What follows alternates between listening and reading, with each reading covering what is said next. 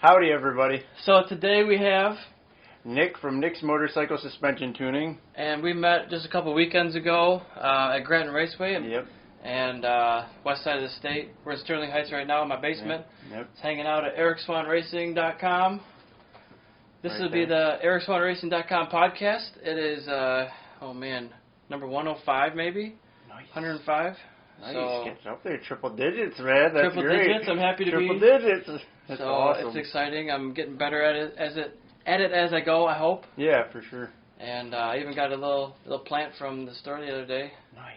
Succulents and whatever. This is a piece of the West right there, right? It was just outside. Just brought it in. It's more. It hits harder and more in the winter time too. Yeah, you know. For sure. A little more helps warm up the spirit, so to speak. Makes you feel like maybe in Arizona or something. Yeah, for sure. So you're in Roseville. You're not too far away. Yeah, I'm in Roseville at 13 Mile and Gratiot, Okay. right off I-94. It's made the perfect place for my fast riding days for me to kind of sneak off the freeway, having fun with the friends and all that, you know. Yeah, and I used to live at 12 Mile and Martin area. Nice. Right at Groesbeck and Gratiot in Roseville. Okay. I think it was like 2014 probably. Right. I lived there for a year with my girlfriend at the time. Cool. And it was a nice area. It was right next to that abandoned school. It was in the Yeah. same street as that. Yeah, 12 Mile Martin. So, yeah, 12 Mile Martin. Dude, there's so much stuff over there. It's been a while. Yeah. I went to Roseville High School and then Roseville Middle School. But, Okay. yeah, it's a pretty nice area. It gets a little rowdy sometimes. Some mini bikes flying up and down the street. Oh, yeah. Dirt bikes sometimes, mini dirt bikes. But, yeah, it's a pretty nice area. I've been there. Let's see, I've been in Roseville pretty much, a good chunk of 20 years now, I would nice. say. We moved around. I was at right around Hollywood. Hollywood's like right off of Martin. Yeah. And Groveland area. And that's actually pretty close to you. You're probably right around the corner from me. Didn't even realize it. It's a small world. I didn't even know what a motorcycle was then, more than likely. So, that was a long time ago too. So, dude, you've got quite the wall of accomplishments here, man. It's freaking awesome. Thank you. I know. That's awesome. Yeah, I've been racing since 2012. Been at the track since 2011. Wow. Because I got arrested in 2010, and I couldn't do it anymore. No more Yeah. hooligan stuff on the street. Right. Yeah. Stopped doing that, and then just went right to the track. And sure. a season of track days, 12 riding days of track time. Did Grattan and Gingerman and Autobahn. I think that was about it. Nice. I think I just hit those three a couple different times, and got Grattan a couple different directions. Yeah, that's good. Grattan counterclockwise is awesome. Oh my gosh, yeah. that's freaking awesome. Like, dude, the whole turn one is like, I feel like you're just jumping down a hill. It's wild. It's Yeah, awesome. you got a blind descent, and you can't really see where you're going. Yeah, dude, it's so fun, man. I think when you talk about, everybody has their fast days riding motorcycles. I think something I try to bridge between the people I mostly used to ride with, like on sport bikes. I try to bridge, like, show people the track and what the benefits it can do for you, a safe environment. You can learn your bike, you can learn lots of things you couldn't learn on the street. Oh yeah, you're never gonna get the tire on the street hot enough to have the lean angle safely to drag your knee. Yeah, so. And it's just more. I think just like anybody, I think everybody just kind of goes for the adrenaline rush. You get more power, and blah blah blah. And there's usually like a turning point, like you said. You had a turning point for you with the good old where they got the good old boys and I had a similar thing, and that kind of switched my mindset around and put me in something else. For me, it took me from going fast to slowing down on slower bikes, and the 125s, the Groms, the ones that little capture your heart stuff, like so you took do a different wheelies path. everywhere. Yeah, at first, yeah. It was ironic though because I was riding on the street with a BMW S1000 I had double R. And I had some track days under my belt at Grattan as well, and I was intermediate. I was good pace and everything, and really happy with it. I had my bike suspension tuned for the first time by Trackside Suspension Engineering. Oh yeah. And that was freaking awesome. Like, I was like, dude, this is all amazing. I can't believe how predictable. I feel really comfortable on my bike, even though it's got all this power and everything. And that was kind of like the starting point to, get all that manifested into being right here right now and doing this podcast with you, Eric Swahn and EricSwahnRacing. This is freaking awesome. So, thank you, man. Yeah, the track is a very special place. You get a lot of people, you get a lot of camaraderie, a lot of people trying to help each other out. Get competition, of course. Of course, get yeah. stuff. Some rivalries, but ultimately a lot of good friends, and they're 100%. not just in one spot. They're all around the country. Yeah, I think it's like a family. Yeah. Especially, I haven't been with, I've been mostly with Sport Bike Track Time. That's where I've done most of my track days. And I started track riding in like 2016 or 17. And I'm not like a very big daredevil on the track. Like I had my moments where I would push it, but after a few crashes, I just kind of chilled out, and seeing your accomplishments is freaking awesome.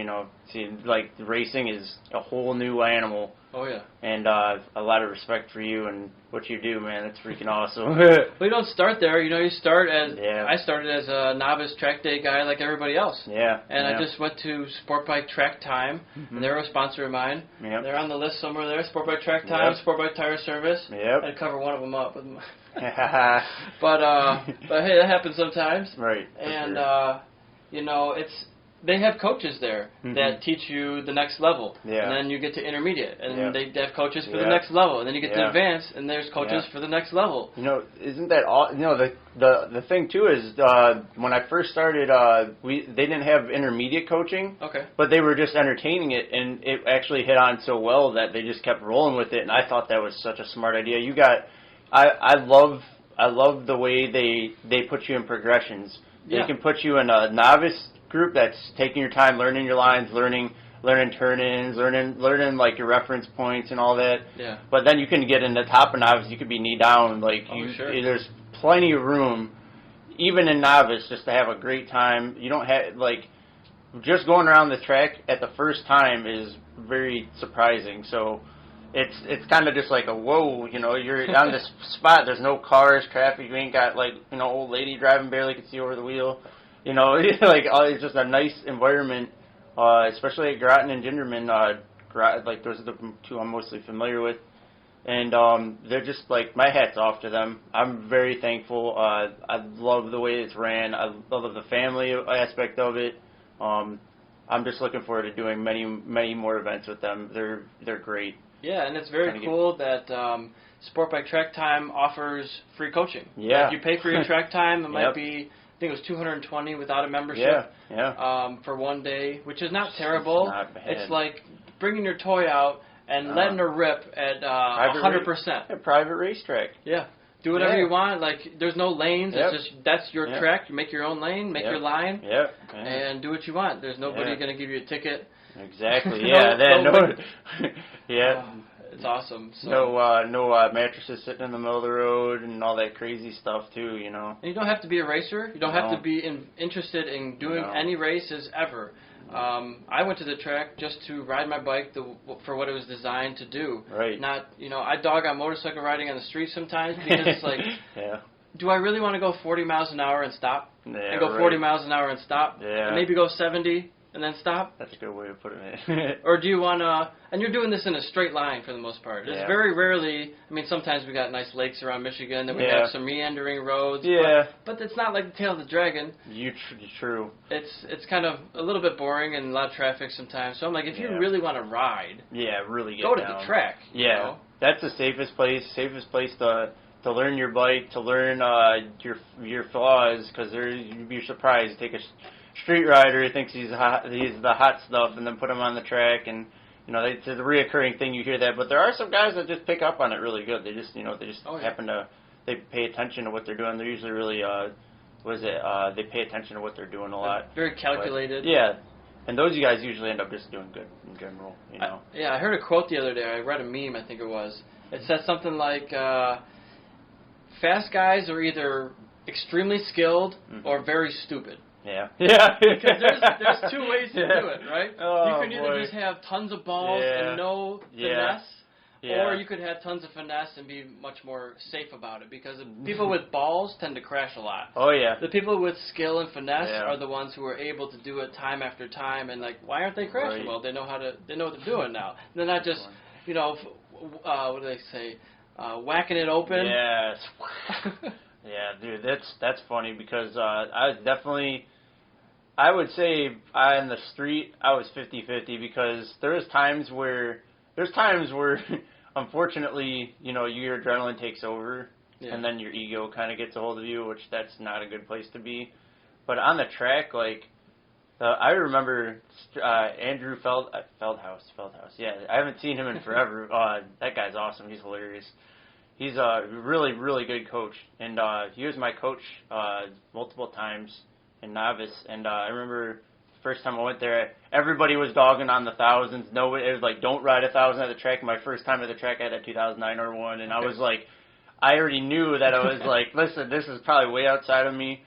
But I remember that first time they let you go out in the front, and man, dude, that was just a special moment. It was almost like getting on your sport bike for the first time, cracking second gear. So it's way different when you got a coach leading you around. It might be a person or two in front of you, and you're just kind of following the train. It's way different when you're leading the line and you're out front. There's no reference points. There's nobody really in front of you to watch. I think there it can go. I think at first, when you first get out there, it's kind of like it's obviously intimidating because like, oh my gosh, but for some reason, like my dad and I grew up around like watching racing stuff and all that. We didn't really have the kind of money to be involved in it, but we watched it a lot and spent a lot of time with Formula One and all that. Nice. And my dad and I was like always loved that. So like getting out there and just being like, dude, this is like I can smash some gears right now, rev match downshift before going in this corner, like. Man, this is going to be exciting. I can't wait. And it's just like, dude, you just feel, it's like, even if you're just riding around the track and not racing anybody, dude, it just feels good. Like, it just feels like you're using your bike. Yeah. And learning your bike. It just feels so nice to be in touch with what's going on. Yep. And that's really important, obviously, to you guys when you race and everything. And, that's also where suspension tuning kind of just flourished in my mind. Like, I started just getting extremely interested in it, and one of the things is after that Beamer, the S1000, I had that at the track, and I was like, it's too nice, I don't want to mess it up, and then like had a close call on the street, and I'm like, okay, this is really not going. So I got a 2006 Daytona 675. Okay. And I was just practicing. Practicing consistency obviously is extremely important on the track, and that's probably more important than going fast at first, especially for novice riders. What's your take on that? Yeah, I mean, as far as your fastest lap goes versus consistency, you could have the fastest lap and then screw up every other lap. Right, and not even finish the race. Yeah. Oh, no, yeah. So it really doesn't matter what your fastest lap is. Yeah. I was just watching Race 2 Donington World Superbike, and it's a dogfight between Top Rack and Jonathan Ray, and they're just going back and forth, and Jonathan Ray might be a little bit faster at some points, but Top Rack's just stuffing him on the brakes every time he can. So it's like they're just battling back and forth, and they're slowing each other down, and they're letting other people get closer to them. But as long as you're in front, that's all that matters. Yeah. It's not a test of qualifying or fastest lap anymore. True. And now it's just who crosses the line first. That's really interesting too. Is watching, because this is really relevant to my dad and I watching Formula One. We'd watch it, and if you watch it you'd watch people in like say like the first, depending on how big the gap is between like the first. If there was a considerable gap between like say first and second, it was really hard for the second guy. But if they're close, they follow the pace the whole time. But like when you have any race where somebody establishes a big enough gap, it's like all of a sudden, like, because they can't see their line or the rhythm, it just completely changes the dynamic of the race. For sure. But, like, when it's like, that's the thing I like about motorcycle racing, because, man, like, you get people, they'll just be, like, right on each other, and, like, maybe they could have passed multiple times, but they know they can, so they're staying, it's like almost like a mental game on top of it. Yep. And, like, just watching people go back and forth, and, like, you know, it's like, oh, you like last corner, like, you know what I mean? Like, oh yeah, if you're within 1 second, anytime you're within that barrier of 1 second or less of the guy in front of you, you can make up so much more time. You got the draft, you got that visual cue ahead of you, but it's also like once you get outside of that air bubble, you are now mentally breaking that person. You're like, oh, I can't really keep up anymore. Like, he's pulling away from me. Like, I'm going to have to try really hard. I might crash. I don't know if it's worth it anymore. I might just back off and settle for a second place now. You know, it's too dangerous for me to try to catch him. So, and then, or you get those people who are like, I'm going to catch him anyway. I'm going to just send it. And then, you know, they tip over. They might have a little low side. Lose the front or your high side in the worst case scenario. So it's all over the place. You never know. Yeah, you know, the thing is, too, is person in first too is if they actually have a it seems more simple that you have like the clear, you're seeing everything, but even if that person had a considerable gap, like they have a responsibility to try to not burn out their tire and like, you know what I mean, like get out of it too much, and like, because that could happen too. Like there's so much that can happen in racing that the more I understand this and watch people do it, the more I'm just like, dude, this is incredible. I love watching people race. Like it's amazing. I was just mentioning a Top Rack Ray race, Donington race 2. And there's this one point where he's exiting, I think it's the penultimate corner, and Jonathan Ray's got a run on him, and he's on the outside of him, and they're on this right-hander. And Top Rack says, you know what? I'm just going to take the line. And so they're side by side in the middle of the corner. And Top Rack goes all the way to that white line on the outside and doesn't leave a single inch of pavement for him. But it's clean. He didn't cut him off. It's like Jonathan knows he's going to use every inch of pavement that's available. So you better get out of the way or he's coming. That's consistency. It's not rude. I mean, it's racing. It's hard. It's a hard move maybe, but it's not. Race control is going to say nothing about it. There was no touch. It's not even malicious. It's not malicious intent to crash somebody or something. He knew he's right beside him. You better do something about it and take that line away from him. Otherwise, he's going to come right by you. Dude, and that's for sure. When I was at Grattan, a couple of guys came up to me and said, "Man, you know, I had a little bit of pace on you, but you were really hard to pass because you were using the whole track. You were really consistent. You're getting it. You're putting your body right where it needs to be. And it's really hard to pass when you're like at 90% of your pace. You know, and it's not just easy passes up the inside. I'm using the whole track and making it hard for you. And you're not. The cool thing about that too is it's probably a really good way to help save your tires too, because you're not pulling any kind of aggressive maneuvers on it. You know, it's not like you're being real smooth and consistent, trying to keep the most amount of friction. That's smart. That's like kind of the way I like to ride. As well, just a lot slower. But I like that too because like the cool thing is like I just keep kind of going in parallel between like the car racing stuff, because I like car racing, but motorcycle racing is exciting to me, way more exciting to me. But just like the same kind of things, but then you just the dynamics of stabilizing the bike and everything. You know, with like your throttle and your trail braking and body position. Right. You know, jeez, dude, freaking awesome. For sure. Let me see if I can hit this camera. I think we might have lost the feed. Oh, did we? But I don't use this one that often. Oh, is it good? Is it good? Is it recording? Cool. Either way, we got extra cameras. Yeah, right. For sure, man.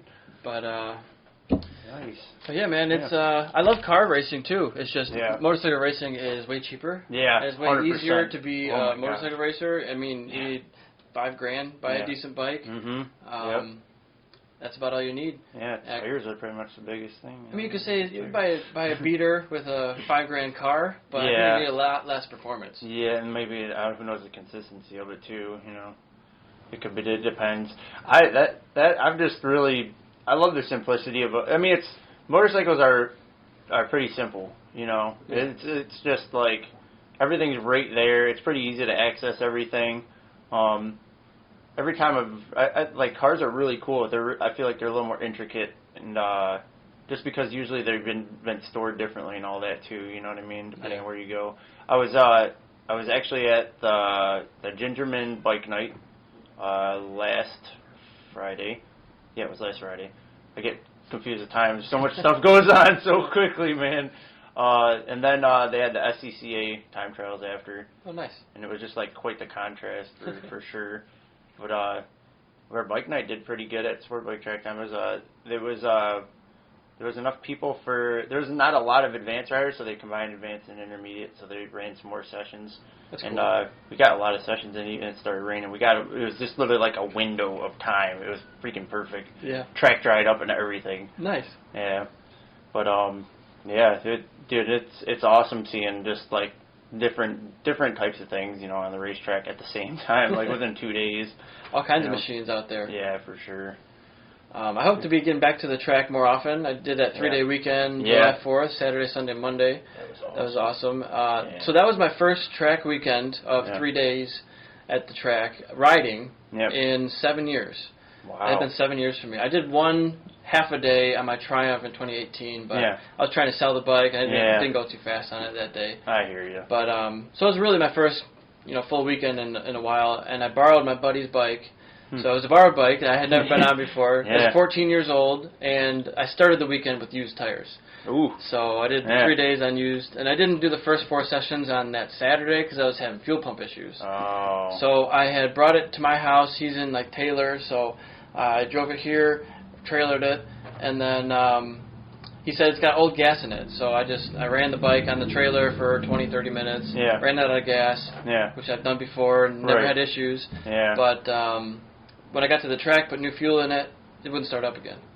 Oh. And so since it's a fuel pump, we thought bump starting it won't help. Right. They're like, just bump start it, you know? You'd think, That doesn't work like that if there's not getting any fuel. No. So I called 10 companies around Grattan, and Belding, Michigan at this time. Yeah. So it's a Saturday, holiday weekend. Nobody's open. Yeah. And nobody had it in the state of Michigan with their parts finder.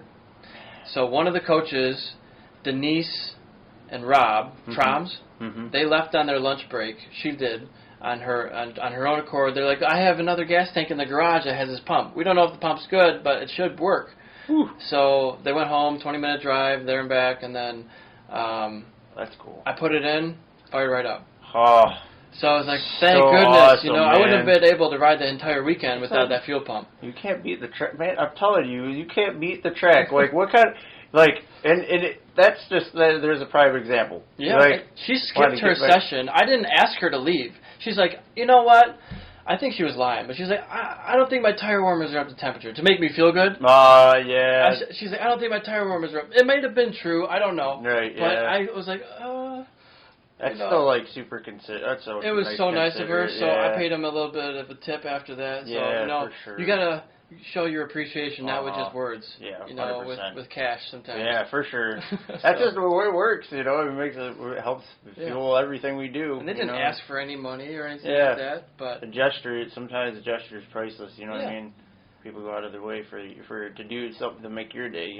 Make my whole weekend. That's the real nice thing that I really try to pass on for. That's like, to be completely honest, money, obviously money is involved and everybody's got to make money, but that's one of the reasons I tune suspension, because when I have people get faster or more comfortable with their bike and the excitement on them just fires me up, dude. Because that's how I felt. Because my first time I had some basics of knowledge that I'd collected when I got that Triumph, and I was practicing the bus stop. I felt really, really comfortable at a lot of these other corners, and the bus stop, I would just hit that dip in it, and it would ping me inside, and I was like, why does it keep doing that? I don't understand why it's doing that. And then I was just thinking, I think it's rebound, because if I'm staying exactly the same, then maybe if I tighten my rebound. So I tightened it up 2 or 3 clicks, and I hit that corner, and literally freaking just scooped right through it, and I was like, oh my, I was freaking on my helmet. I came up that straight, and I was like, And at that point, I was just like, okay, I'm figuring this out, and it just kind of I dove in, and it started with street riders, which, it's funny because you hear people say, oh, you only need street riders. Well, I have a story for that. 2002 Honda CBR 600 F4i. Okay. Looked extremely good. It was yellow, bright yellow. Yeah. And riding it on just a normal highway, going to make a lane change with it's kind of like it's off I-94 in between I would say like 13 and 14 mile. All right. Going towards Port Huron. There's a patch of bumps, and I hit these bumps trying to make a lane change, and I had a tank slapper at 80 miles an hour. Oh yeah. Wasn't flying. Going on the highway. On my heart, I was not flying. So on that, I hit that, and this bike I bought, and it'd been a while since I had a sport bike, and I should have known better. I should have checked the sag and checked checked everything, because that's, think, oh gosh, that's what I do. Sure. So I hit this patch, I get a tank slapper, and it dissipates. Luckily, I got really lucky it dissipated, but it was the worst tank slapper I've ever had. Yeah, like big head shake and everything. It literally slapped end to end, and there was a lot. semi-truck behind me, and I'm like, dude, this is, yeah. Like, it's easy in hindsight, like, but man, when hindsight, it's I can joke about it now, but man, like, it was almost just like, that was the time. Like, yeah. I went back, I checked that, and it had like 50 millimeters of sag in the front, and the back was at like 25 or something, and then I smoothed it all out, I rebalanced it, and then the damping was absolutely horrid, and I tightened everything up to where I could get it where I liked, and then that bike rode so perfect. But dude, like after that, I was just like, when I've heard people say in other cities like, oh, street riders don't need them, like they absolutely do. I'm not saying I'm not selling it, but I'm just telling you, like, you might think your bike is okay, but when you put the numbers down and then you say, oh, well, there's a problem right there, and then we fix it. Next thing you know, you're like, shit, yeah, awesome. I'd say most of the time they probably don't need it. Yeah, however, there are some times where it's way off and the way numbers off. are not even close to what they should be. Way so off. You just don't know what's under there until you look. Yeah, right. That's exactly it. And I mean, this is just a basic street bike that had never been touched, and I mean, it's just the F4i. Anybody could have been on that bike. Same with the R6, GSXRs. I mean, CBRs aren't too, well, it depends. GSXRs usually are dampened really well. R6s are usually dampened well after you adjust them, but they're usually under dampened like crazy and bouncy. Okay. I've had a few bikes that were literally would lock up, like you'd push on it and they wouldn't come back, they were over dampened, so literally you push it and it would stick there, like no give. Crazy. And the best way I could describe it is this guy, he had a great, it's like, it felt like the bike was having a seizure, and I was like, that's a great way of putting it, dude. It just stopped, it seized. Yeah, it just didn't move, like it just buried itself in the travel, and then everything he hit felt like he was riding on a rock. So. Yeah, and that's sometimes why people crash. Their suspension isn't set right, and maybe it's too stiff for their body or their riding style. I once purchased a motorcycle from a guy who was an intermediate track day guy, but he was like 220 pounds. Yeah. I'm about 150. Yeah, and I'm an advanced expert racer. Yeah. Way different skill level and weight. Right. So actually, his was really stiff. Yeah. And I like the bike stiff. Yeah. So I just left it that way. Yeah, right. And it kind of fit into my style. Yeah. So I just, for a while, I was the guy who just rung what you brung, and I never turned any dials, and it was always like a black magic to me. For many years. Yeah. And then you start actually working with people. I worked with Joe Kraft of Witchcraft Racing. Yeah, he's Joe awesome. and Eddie over there. Yeah. And just a couple tweaks of rebound suspension setup and or damping or whatever the clicks that he turned were. Just it's phenomenal how just a couple clicks either way can make it feel better or worse. Yeah. I remember one time at Pittsburgh International Race Complex when it was still Beeve Run, when we just had the North course. It was just one course. There was no South course. Huh. He tuned some things for me. I dropped a second and a half. Whew. In one session with just amazing. one change, Yeah. and it was like a second and a half. And I was like, I didn't do anything different. Yeah. I just did the same thing. It didn't feel that much different either. Yeah, It just was like, I just clicked that lap time, no problem. Yeah. And it's amazing what this black art or black magic of suspension tuning does. That's probably what he called his witchcraft. That's such a good name for that, dude. Also, do you know That's their awesome. last name is Kraft? Yeah. And so Eddie and his dad, they both raced. Yeah. Joe. So it's like Witchcraft is racing. That's Which one? That's awesome, dude. So it's like both sides of it. It's like a double joke. You can't lose with that. No pun intended, right? Yeah, that's great, man. So they're great guys, and they were just at like 26 and 26 miles just north of Hess, a couple miles. Awesome. Yeah, for sure. I've heard a lot of great things about them. I've like a lot of the bikes like I've fine tuned. They're real. They're like they're on the money, dude. Oh yeah. Yeah, it's so nice. It's so nice to see that too, because like the manufacturers are definitely getting there, but they're taking their time. Like I don't know why, but sometimes just like I just did a 2021 ZX6R this morning at 11.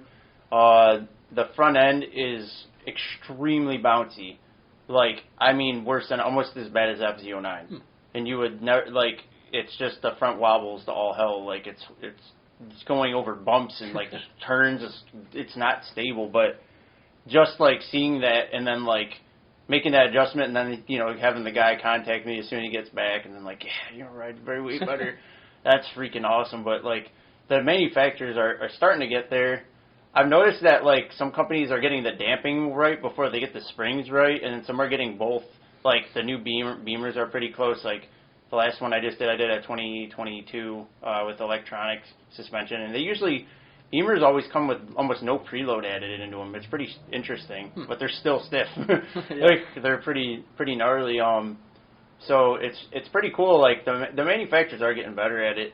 But, like, a lot of early 2000 stuff where, you hear the term Widowmaker and then, like, the Fireblade and all that, like, they're really mismatched. So it's really interesting to tune those and see where those are at. And but it's so nice, like, people like Witchcraft and Witchcraft Motorsports and people getting, like, offering the solution, you know what I mean? Giving you the equipment to put in your bike, then, like, giving you an extremely good starting point, like, you know what I mean? Like, usually, like, the damping too with the aftermarket stuff is so much better. I love it. It makes me so happy because, like, I don't have to run the adjuster all the way in most of the time, and then, like, can actually just you have room, and then just 120 degrees outside, you got somewhere to go if it loosens up again. So yeah, it's awesome, man.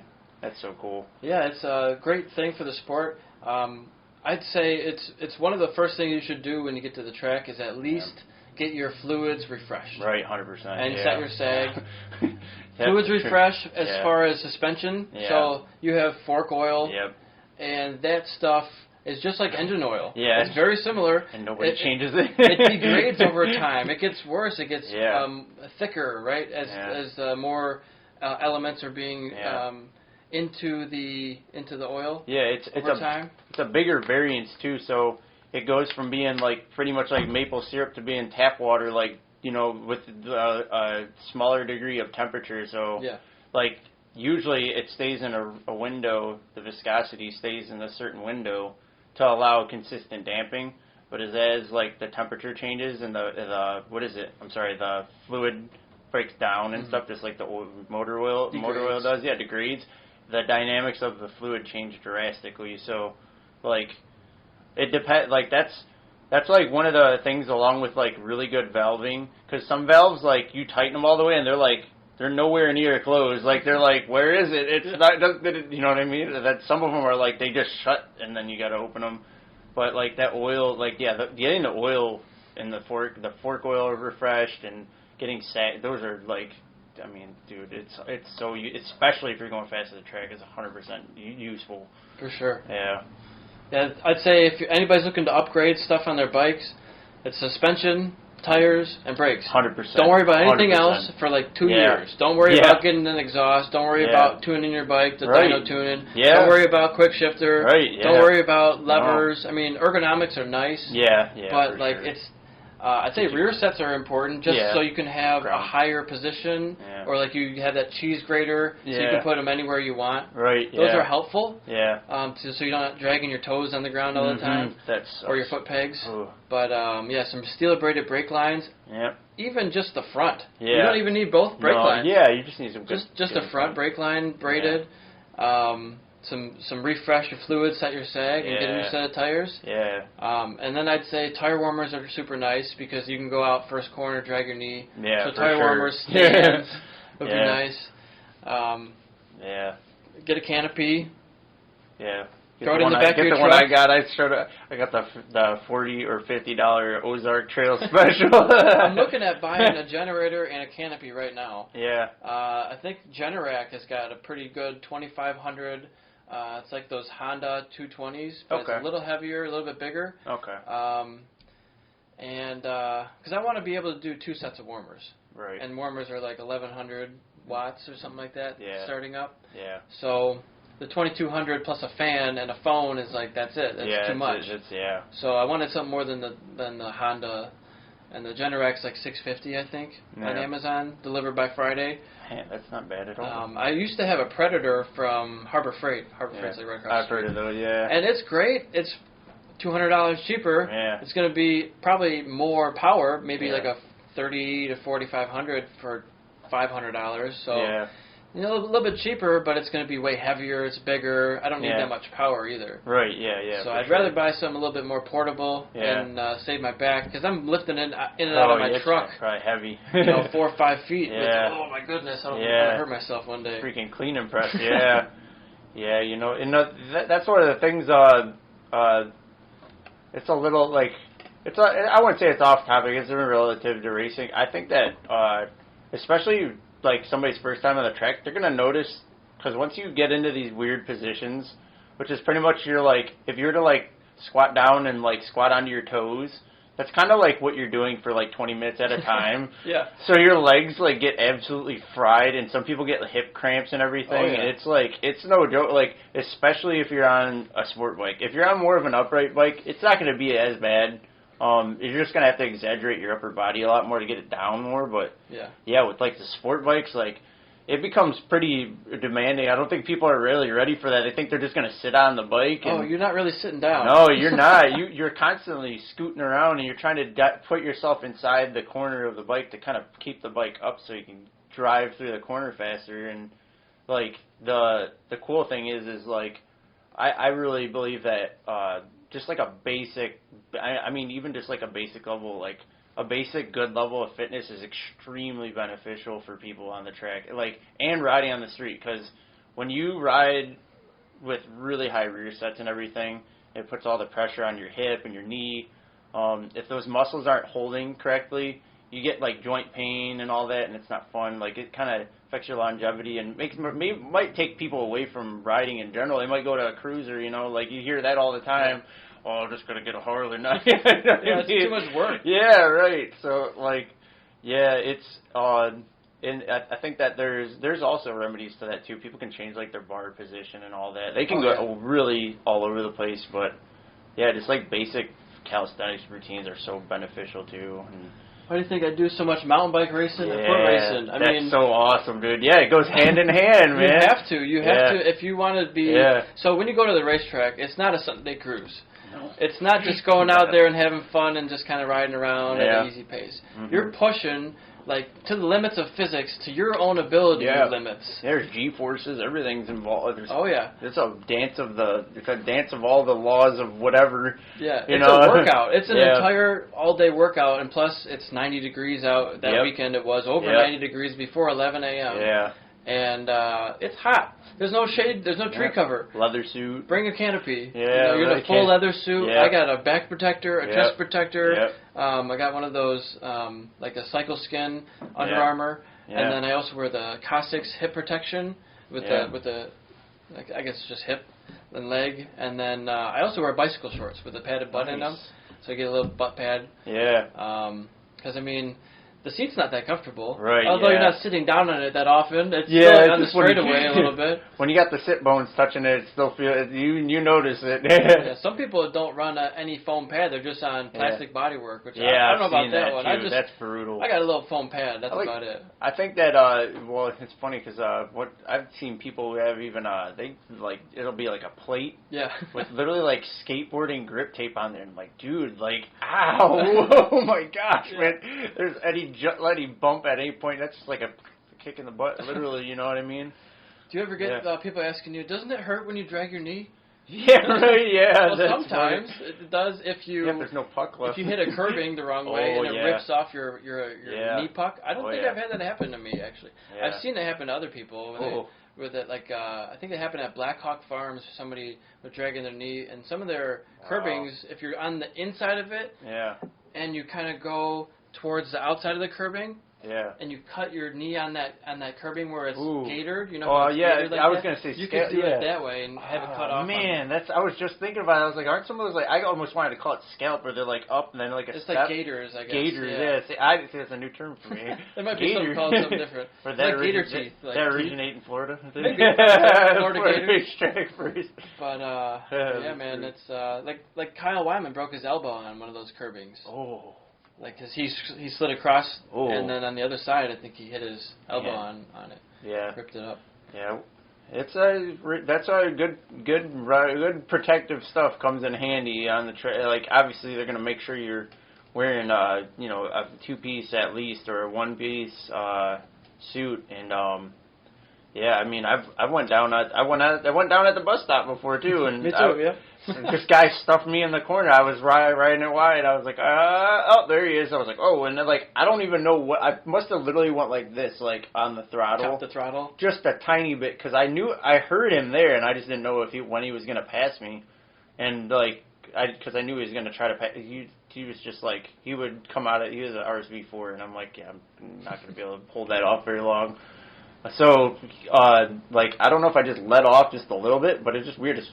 Oh, yeah. So I lost the front end, just didn't want it. I think it was right when it transitioned down. And you just all that weight transferred to the front? Yeah, and I already had some pretty decent lean angle, and it was just a weird spot, too. Yeah. I used to not monitor my tire pressures a lot either, so I don't know. Maybe I had too much tire pressure, too. Who knows? So my thing, like your thing is suspension. Clearly, right, yeah. My thing is tire pressure. Yeah, So when I go out, I must have checked my tire pressure like 20 times a day. Holy cow, yeah. Like, I check it before I put the warmers on. Yeah. You want to have it at a cold pressure, and then it's going to rise to a hot pressure, and then you're going to be letting pressure out of it for a while until you find an optimal number. Right. And I was getting back into it after a couple of years, so I wasn't at full pace. So whenever you're not at full pace, tire pressure's going to start going down. You're not generating enough heat in the tire. Cooling it down. So I was starting to raise the pressure higher so that it would actually come down to where I wanted it. Yeah. Sometimes people think if you lower the pressure even more, it'll have more friction, and that can generate more tire pressure. Yeah. So there's different ways of doing it. Right, and different tire compounds want different things. Right. But that was my method, so I was doing that. And so I check it as soon as I come in, right when it's hot off the track, and I check it right before I go back out. Nice. And so that gives you really good confidence. Yeah. And also, it was a new tire compound. I'd never been on. That was the first time I was on slick tires. Yeah. Because when I was racing, Wera had a rule for super stock classes, which I raced, that you had to have DOT tires with the siping in them.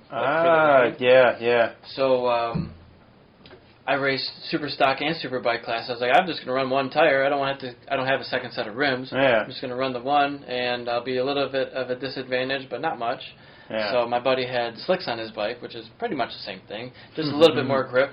Yeah. But just never been on that compound before, so trying to learn a bike and a tire at the same day is a little different. But tires can vary drastically. You can have like a hard carcass tire, you can have a soft carcass tire, like just all different kinds. Like some kind of blend together everything. Some will give you every single crack in the road. Yep. And all that, and how that all relate. Like the suspension, how it relates, like the compression damping and everything, how it transmits the feedback through that. So it's just like, dude, there's that tires are so important. Like, they're freaking, like, if there was just one thing I could do to, like, I would 100% just do, like, tires would be the number one thing, because that's like your grip with the road. It's your only contact, with the road. Hopefully. Unless you're in a wheelie. Well, I've been dragging foot pegs a lot on my supermoto. Oh, yeah. And that kind of scares me sometimes. Yeah. I'm not really ready for it. Like, you hear, yeah. What is that noise? Like that. Yeah. And you feel a little vibration, hopefully, under your foot. I've seen it. Do you change your body position a lot more with the supermoto? Depends what pavement you're on. Oh. Oh, So, okay. and also the Supermoto seat, I think is much higher than my sport bike seat. Yeah. So it's harder. I've only dragged knee like the last event. Yeah. The first time on the Yeah. Supermoto after like 7 days, track days. Ooh. That was the first time I dragged my knee on it. Dang, you're probably flying too. And I'm like, where's the ground? Why can't I touch the ground? Like, my first ever novice track day, 12 years ago, 10 years ago, 11 years ago, was I dragged my knee the first time at a sport bike track day. So I'm like, why can't I drag my knee in the Supermoto? Right, yeah. But comes back to tires. So I just got, I think, 2,500 miles on this Kawasaki KLX 300 Supermoto. Oh, nice. So it's a dirt bike with street tires on it. Yeah, those are cool. And but the tires are factory OEM Road Winner brand. Road Winners. Never heard of them. Win the road. Road to win. So there's no information on like tire pressure on these for like track days because no one ever uses these tires for anything. Yeah, just going straight. And so I've done a whole bunch of track days on them, and it gets to a point where you're at full lean, and you can feel the tires starting to like float, and it's just like it doesn't know what it wants to do, and it's very unpredictable, and it's just not sturdy. It does not give me confidence in the tire. And there's been a couple times where I'm like, it's starting to, instead of continue the path of travel, it's just doing one of these. It's like washing. It's like washing away. Slipping. And whenever that happens, I'm like, whoop, just stand the bike up. And I saved it because I was going around the outside of a 50, and he was on my line, so I had to take a different line than I'm used to. Yeah. And I'm going a little too fast in the corner. I'm like, it's washing. And I just stood it up, and I'm like, okay, man. I saved it. That was a close one. Dude. So, and I was dragging my foot, down and I was trying to push it back up. That's awesome. What organization do you? So I would highly recommend anybody in Michigan or surrounding areas check out Great Lakes Supermoto. Yeah. It's GreatLakesSupermoto.com. Great Lakes Supermoto. Will Wildner. He's awesome. He was on this podcast before. He's freaking awesome too. I think we killed a case of beer when he came on. Yeah, there you go. That's awesome. And it's great. We go out to Jackson, Michigan, Jackson Speedway. They have a kart track. What I was just talking about. It's about a 25-second lap on my 300. Nice. On the kart track pavement. And then they also have a motocross section that Will has built himself, renting machines from, whoever, construction equipment. Yeah. And so he's got like all kinds of, I don't know the different names, step-ups and whoops and doubles and berms and all kinds of different things. And then it goes into a dedicated flat track oval that's, I don't know the size, maybe a quarter mile, maybe eighth mile. Man. And so they call it the Triple Crown, where they loop all three tracks into one lap. Oh. So you go kart track, it's 80-90% of the lap, and then you exit, and then you go to the motocross track, do some jumps, exit, go to the flat track. Yeah. You're supposed to do just, here's the oval, right? You kind of enter onto it, and then exit onto the kart track. Yeah. Or you could just stay on and keep doing loops around the flat track. Oh, cool. So you can have options. So I was like, Will, I would love to come here and just do flat track the whole day. Like I've never done this before. That was my first day on a flat track. Yeah. And I was like, this is really awesome. He's like, you could just do that. Just if there's people entering, just be cautious and don't go too wide there. And you know how to enter a track. Just be safe. Do your thing. Yeah. So I'm like, all right. So I stayed on there for like 20 minutes and just did laps. And I mean, I wasn't really getting super sideways, but. You know, it was just groomed, so there's no groove, there's no line. There's just fresh dirt everywhere. Yeah, just like a flat. Just flat. So it was like sliding everywhere, and there's chunks of rocks, and it's just different. I'm not used to that. So that's sweet too, because that's like, what is it? That's like one of those things that make you a better racer and everything too, because you're used to the bike doing weird stuff they had never would. And like, I know that Rossi's done that. Oh, that's the same kind of thing. He does they do all that. It's like a shale. Concrete mix of like really, really low grip dirt, I think.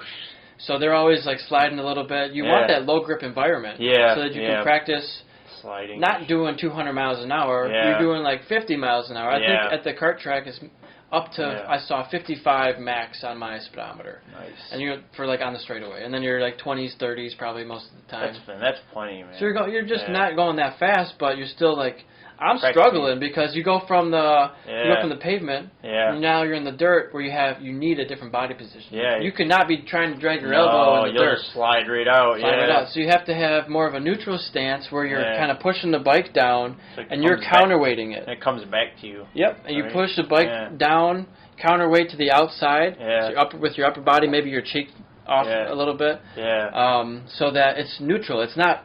There's no real balance. Your bike is balanced with your body weight. So then it can always come back to center. And so that makes sense. I never thought about it like that. That's a good way of putting it. That's what I've been trying. Right. I don't know what I'm doing yet, but that's what I've been trying. That sounds about right too. Like, it's funny because I used to ride back before the cart to carts, whatever it is now. I know some full throttle. Yeah, now it's all that whatever. They don't even. So FTA. Yeah. So like I used to have a 50, and I went to a winter season of Great Lakes Supermoto Mini Series there, and I learned. I couldn't believe how much I learned on that little 50, dude. Like, it's just so awesome. You go around a corner and just like slide out, whatever. You get up, laugh about it, and I'm just like, yeah, this is just like riding the ground, except like now I'm like on a track right now. So, dude, there's like so much skill to like learn there. Yeah. And it just feels, it's just fun. And you're in full leathers and gear, so you're not really getting hurt. Don't get hurt. I must have saw about a dozen people fall within an hour, and nobody was hurt. Everybody except laughs. for a couple of bruised egos. Yeah, that's how it goes. And no bike parts I saw were damaged. Yeah. They crashed pretty well, and it's a polished concrete surface in there, so everyone's on slick tires. Polished concrete. Good old polished. That feels so sketchy. And I signed up to do January, February at the new Full Throttle Adrenaline Park, old Cart to Cart, and right when I signed up, they got shut down because of their emissions. They got the fire department called. Yep. They just need better ventilation, and we'll go back there in probably in a month or two. I don't know if that's true or not. Yeah. I hope so. Either way, I know that there's a event this weekend at I believe Auto City. Yeah, so there's another one in Clio, Michigan, just north of Flint. Nice. About an hour and a half or so, depending on who's driving. Right. And so that's just north of me, up 53 for a while, and that one's pretty cool in that it's a stock car oval. It's like a NASCAR type of track, pretty small venue. Yeah. But they make it a tire track and a cone track. Nice. So they have about 15% dirt section that has like a step down. They got a little tabletop, step up. They got a little berm that you can use. So there is a little dirt section there. Yeah. But last time we didn't use it because it just rained the day before and it was super muddy and sloshy. And probably wouldn't have been too good to go through. But it's cool. You can use half the racetrack for one side, use the tires, have a U-turn, come back, use the other side of the same racetrack. And every time I've been there, he's had a different layout. So they use the infield, and there's like sidewalks and all this. And you can use that as part of the layout. And there's one section that you get a jump just like Grattan. It's pretty cool. So you get mini hump, you get air every lap. Might be only be a couple inches or a little bit of a floater. Feels like you're flying though. You can get a wheelie. It's at least a wheelie hill if you do it right. Yeah. So it's pretty fun. Awesome. So and for non-members it's like $80. For members $60. The membership's less than $100. So I just buy the membership and get a discount every time. Super useful, yeah. And what other way can you do it's like 10 a.m. to 5 p.m. track day? Yeah. For $60 to $80. Nowhere. $80. Like, I'm not going through tires. Use maybe a couple of gallons of gas. Yeah. It's an hour away. Yeah. You can camp there if you want, but I just usually drive an hour. It's not a long commute. Yeah. You crash, nothing happens. Like, I borrowed Will's bikes. I borrowed a XR100, his Cowie 250, and he let me ride I think it was a Husqvarna 450. And I crashed his Cowie twice. One of them I crashed once. One of them I crashed twice. Yeah. And I'm talking 5 mile an hour tip overs. A couple times in the dirt I fell over. Like, oh, that was stupid. Yeah. No damage to the bikes or me. I got a little scuff on my butt. That's about it.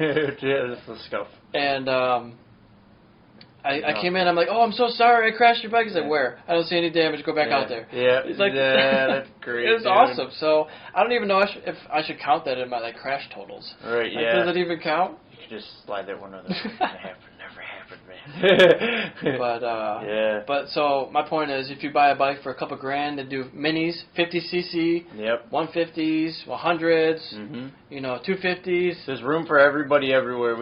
There's something for everybody. There's kids out there, children, Yep. 7, 9 years old. Yep. There's adults, 60, 70. Yep. I don't know, 70. I saw a 60-year-old. I don't know about Nice. 70. 60-year-old out of mini. That's the goal right there, So man. it's great. You got kids, adults, women. Yep. I've seen Yep. little girls out there. Yep. And her mom. I think she was from New York. Nice. And it was pretty cool. The little girl and her mom were like color coded. They had their livery was the same. They had all matching gear, That's helmets cool, and stuff. man. And she was just a little girl. I was like, this is awesome to see. We need more of that. That's awesome, man. This is a great way to. I've seen a lot of different documentaries on like racing and stuff, and like some is like dirt bikes, and like it seems like it's still like such a nice environment to spend time with. Like if you got especially the kids, like bring your kids, especially kids into it. Everybody can spend time with each other and like enjoy. It's like not like everybody could ride a 50. You know what I mean? Like we could all ride a 50, so you could have. It's just so nice, man. It's just like such a good way to teach like discipline, like all those little important things, you know what I mean? Because like you gotta be careful on that bike, because you could get hurt. There are consequences. You know? Yeah. And I think it's so important. I don't care what sport you get your kid into. Right. But your child should be, doesn't matter if it's male or female, non-binary, whatever you want to call it, should be into some sort of activity, some physical sport, some kind of hobby, good hobby, something like sport. to like I played soccer for like 12 years. I played hockey for a long time, and those give you self-reflection. Those force you to say, okay, what did I do right? Yep. What did I do wrong? How can I be better? Yeah. I don't want to piss off Darren next time. What did I say to him that made him mad? Yeah. Right. And like dealing with losses. Like we just lost 17-1. That was terrible. I don't want to play anymore. Like pushing through the difficult times and the injuries. Like, oh, I stubbed my toe, but I got a game tomorrow. Well, you going to play? Yeah. You're supposed to play, Right, yeah. And like pushing through all those different things and teamwork and like I'm learning there are so many people who don't have those experiences. Yeah, true. And I feel like they're so lacking in like emotional intelligence. Yeah. Right? Because something happens and they freak out. It's the end of the world. It's done. Yeah. Oh, I'm done. I quit. Yeah.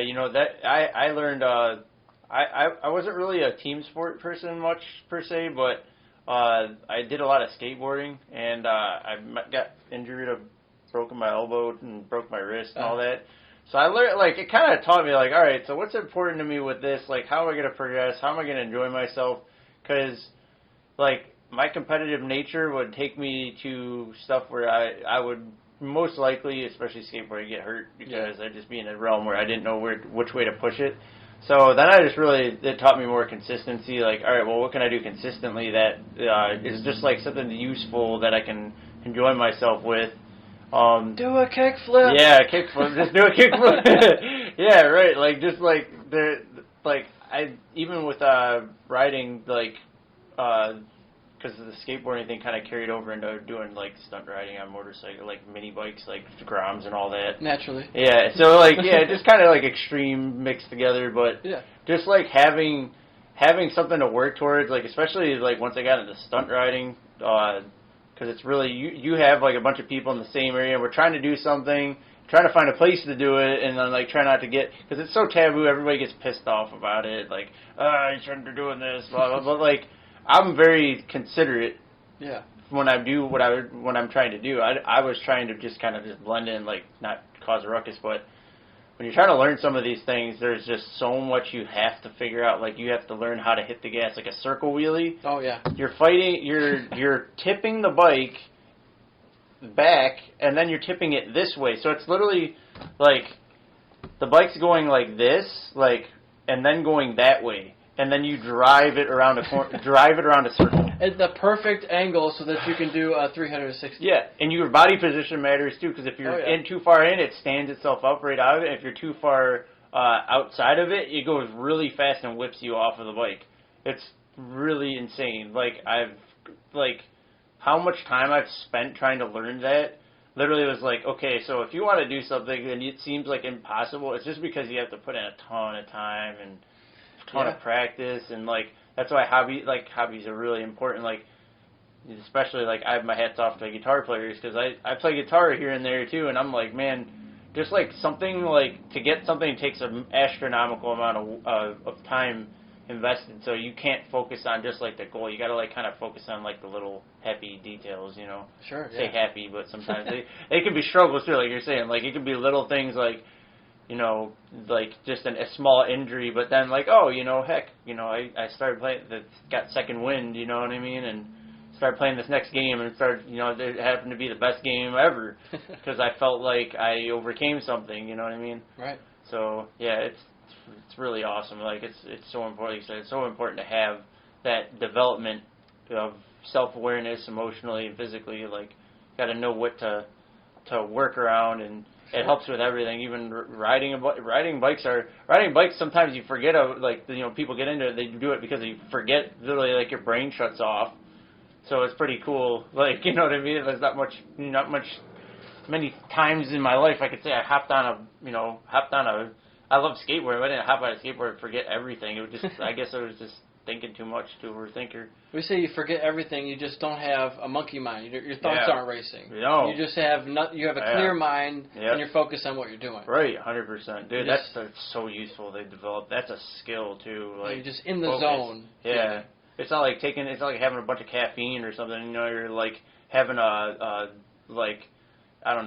pharmaceutical or something. You know what I mean? It's like, it comes from like an inner mental kind of like focus that where you say, well, how important is this to me, and what is it going to do for me that's going to benefit other aspects of my life and make me. I like getting the philosophical stuff. I love that stuff because there's so much to it. For sure, and you know. Really, when you get on a bike, it's like, this matters a lot because you could get really injured if you do it wrong. So everything else doesn't, like your taxes, like what you have for lunch, it doesn't really matter in this next 20 minutes because you have to be focused at the task at hand. 100%, dude. Like that's why I think riding a bike, I kind of just stumbled upon it. It was so weird because I worked at a gym for about 5.5 years, and at the gym there was one of these guys I knew from school when I was a kid, and he was talking about getting a bike, and you know, he, like, all respect to him, he was a good guy. He knows Jameson, he knows. He said he was getting a bike, and we were like, oh my gosh. Not the kind of guy to be good at it, maybe. Yeah, we're like, he's getting a bike. He's probably gonna laugh when he sees us too, because he got on he was gonna get a bike, and I'm like, you're gonna get a bike, bro? Like, are you sure? So he had me like interested, and I'm like, I always liked cars, but I didn't have car money, so I'm like looking at these videos. I'm like, oh my gosh, bikes are really fast. Like, there's a $1,800 Triumph Daytona right here I can get for has 955 cc's, 3-cylinder. Wow, it's as fast as a Corvette. I'm like, oh my gosh, half the price. Not even half the price. Yeah, like seriously. And then just like that, riding bikes brought like a whole, like, I'm very introverted. So like brought all, next thing you know, you're surrounded by all these people. Oh yeah. And you're like, oh my gosh, like how many names do I have? Like all these names you got to remember. Like I remember people by face and like their bikes and their impressions, and that's you see through. You can see through the image people portray. Sure. People portray images.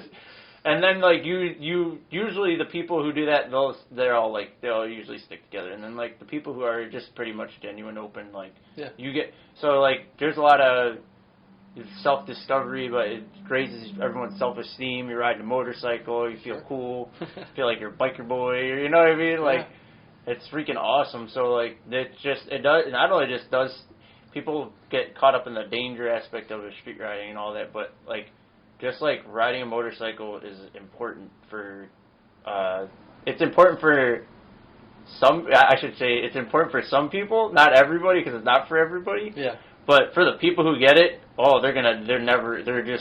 their life changes. Like, I would not be sitting at this table right now with you and doing this podcast if it weren't for motorcycles. Yeah. And if it weren't for freaking almost magical moments that make life feel special. You know what I mean? For sure. Like not just like going to work in and just I got the money. I just put that money.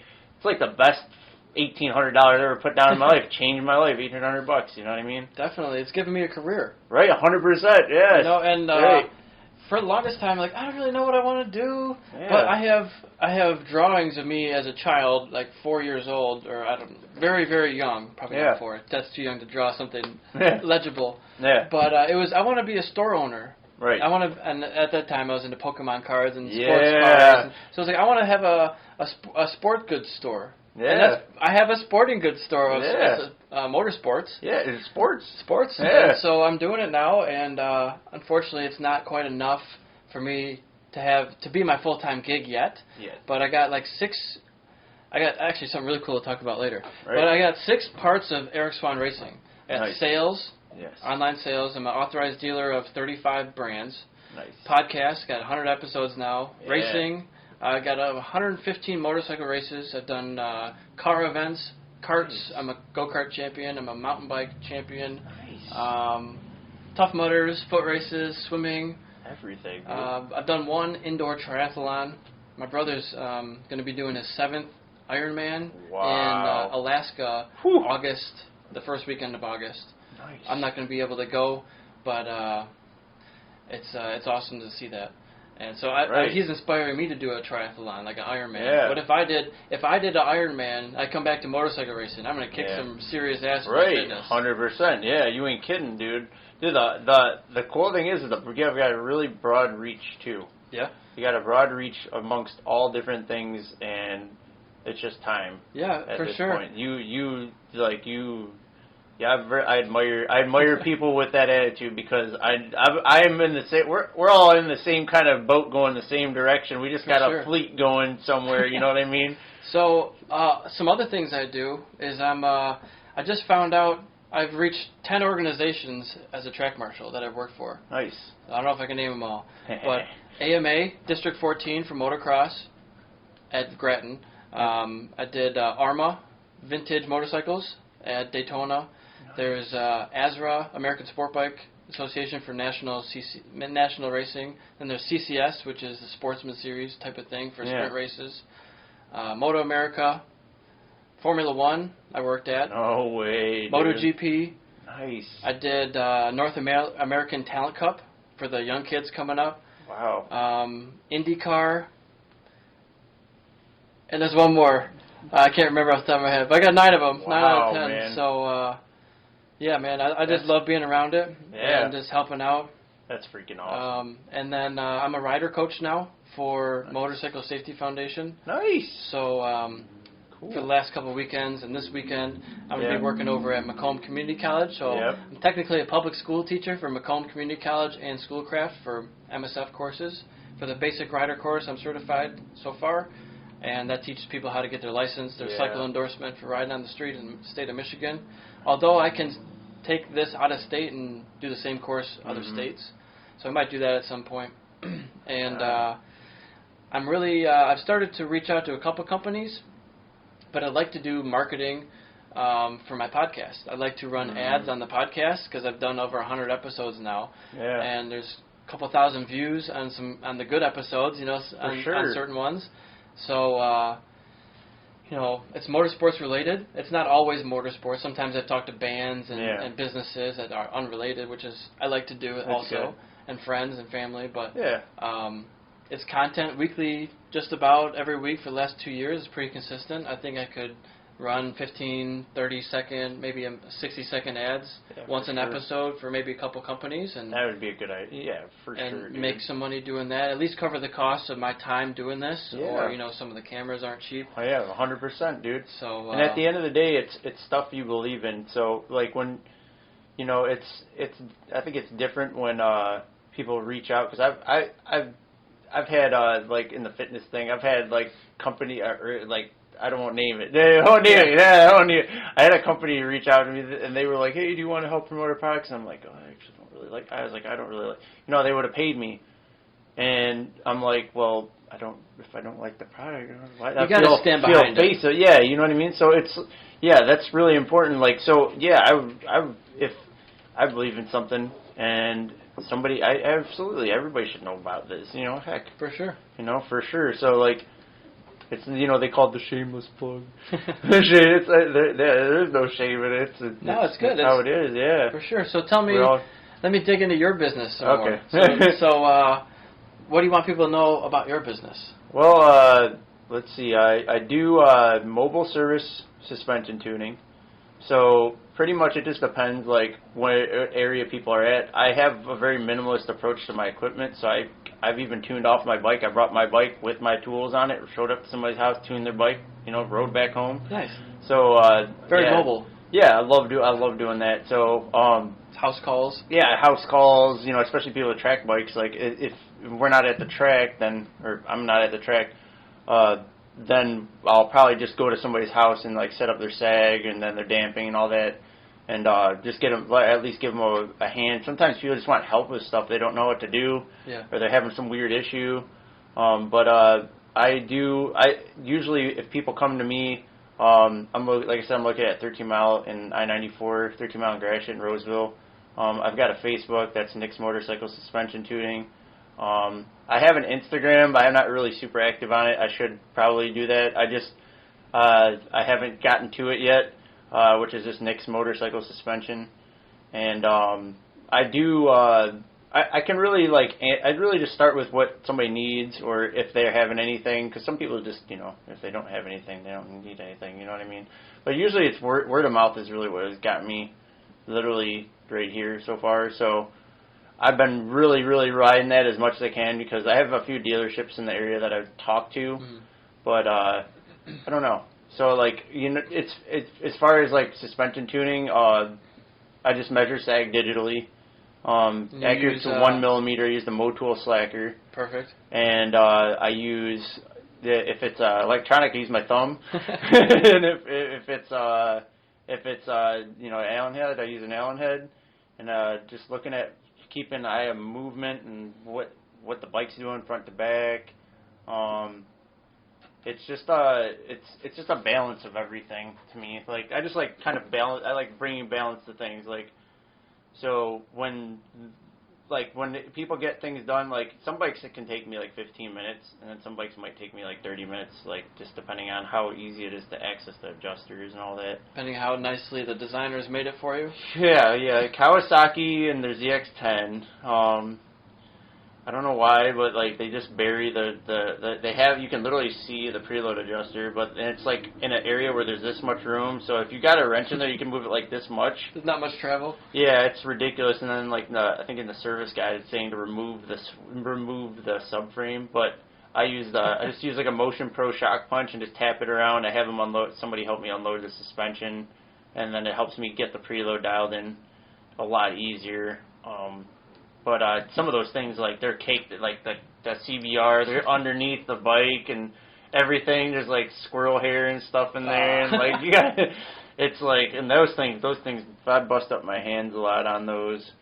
But, yeah, just using that Motul slacker is a game changer for me. I 100% believe in that thing. Awesome. That's great to hear, because we're a dealer of that, so feel free to talk about it. Oh, my gosh. It's all right. So it's the most easy-to-use thing, from my experience. So the problem is with a traditional tape measure and two people, you have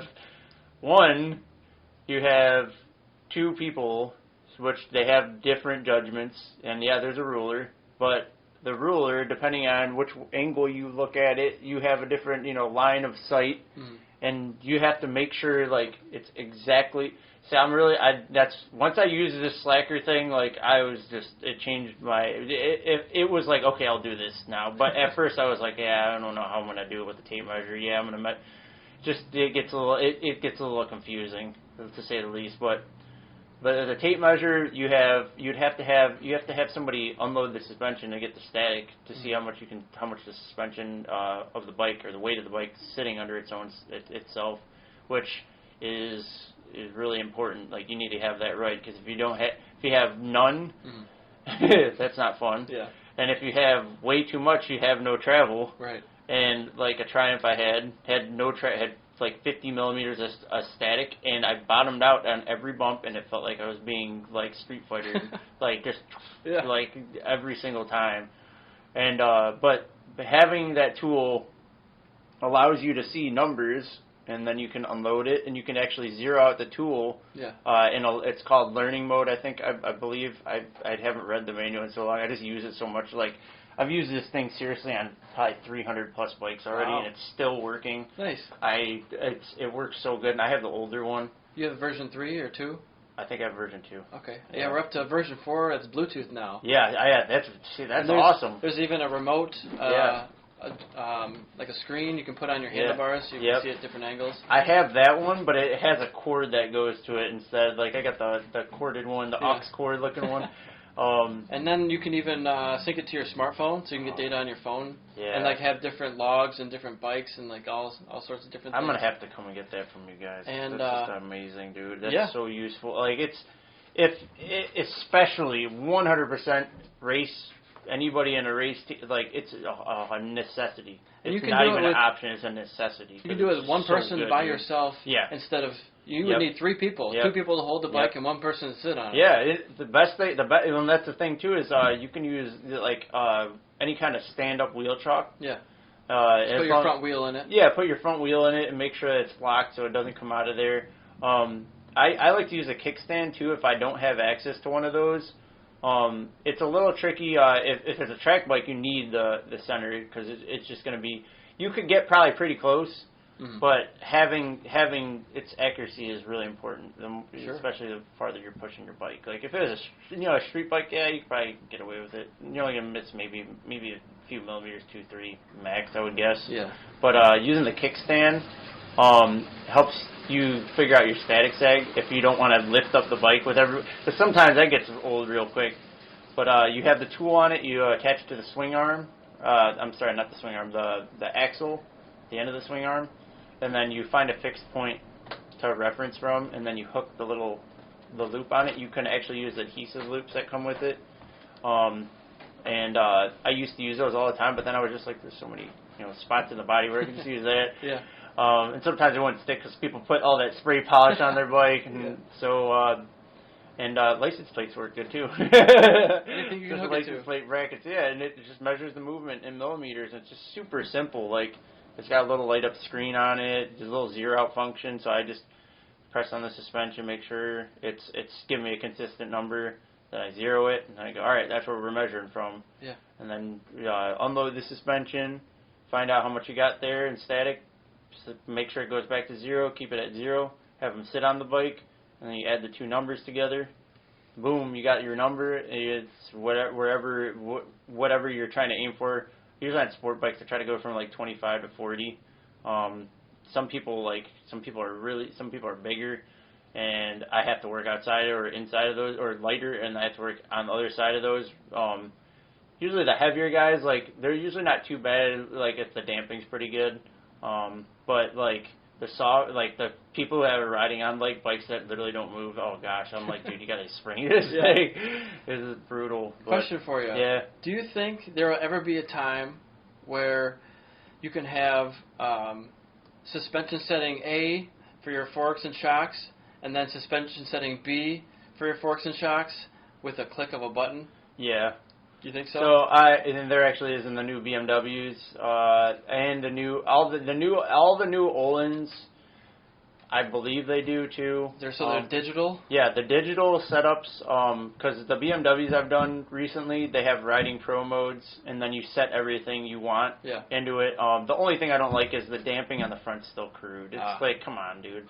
It's just front damping. It's not compression or rebound. It's just damping, and I'm like, this is a $20,000 bike, so that should be individual. Like, right. You know what I mean? But it's literally.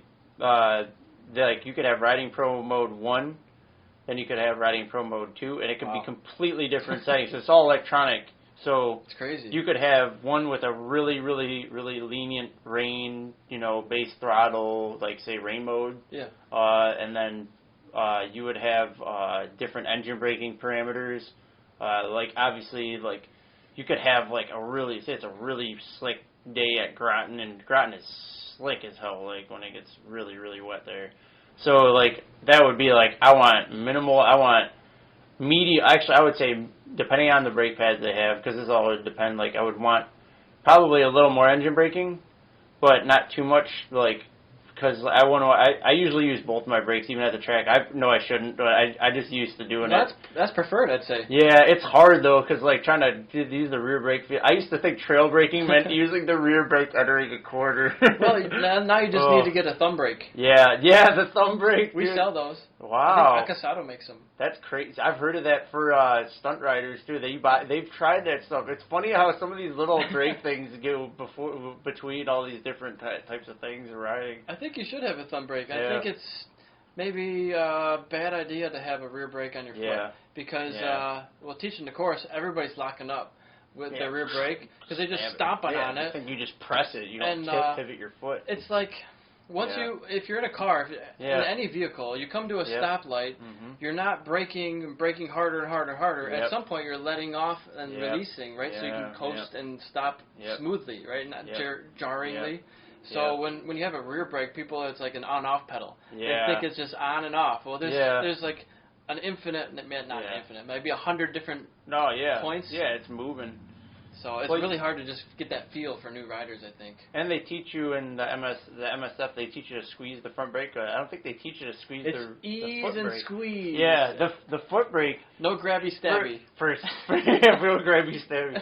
Yeah, I think for, like, when I'm showing my friends how to wheelie on the Groms and all that, I try to tell them to just, like, ride around and drag the brake and feel how it slows the bike down. Yeah. And I'm like, all right, now imagine every time you're hitting the brake, say your wheel's up in the air, and you hit the brake, it comes down, and then it comes up, and then it comes down.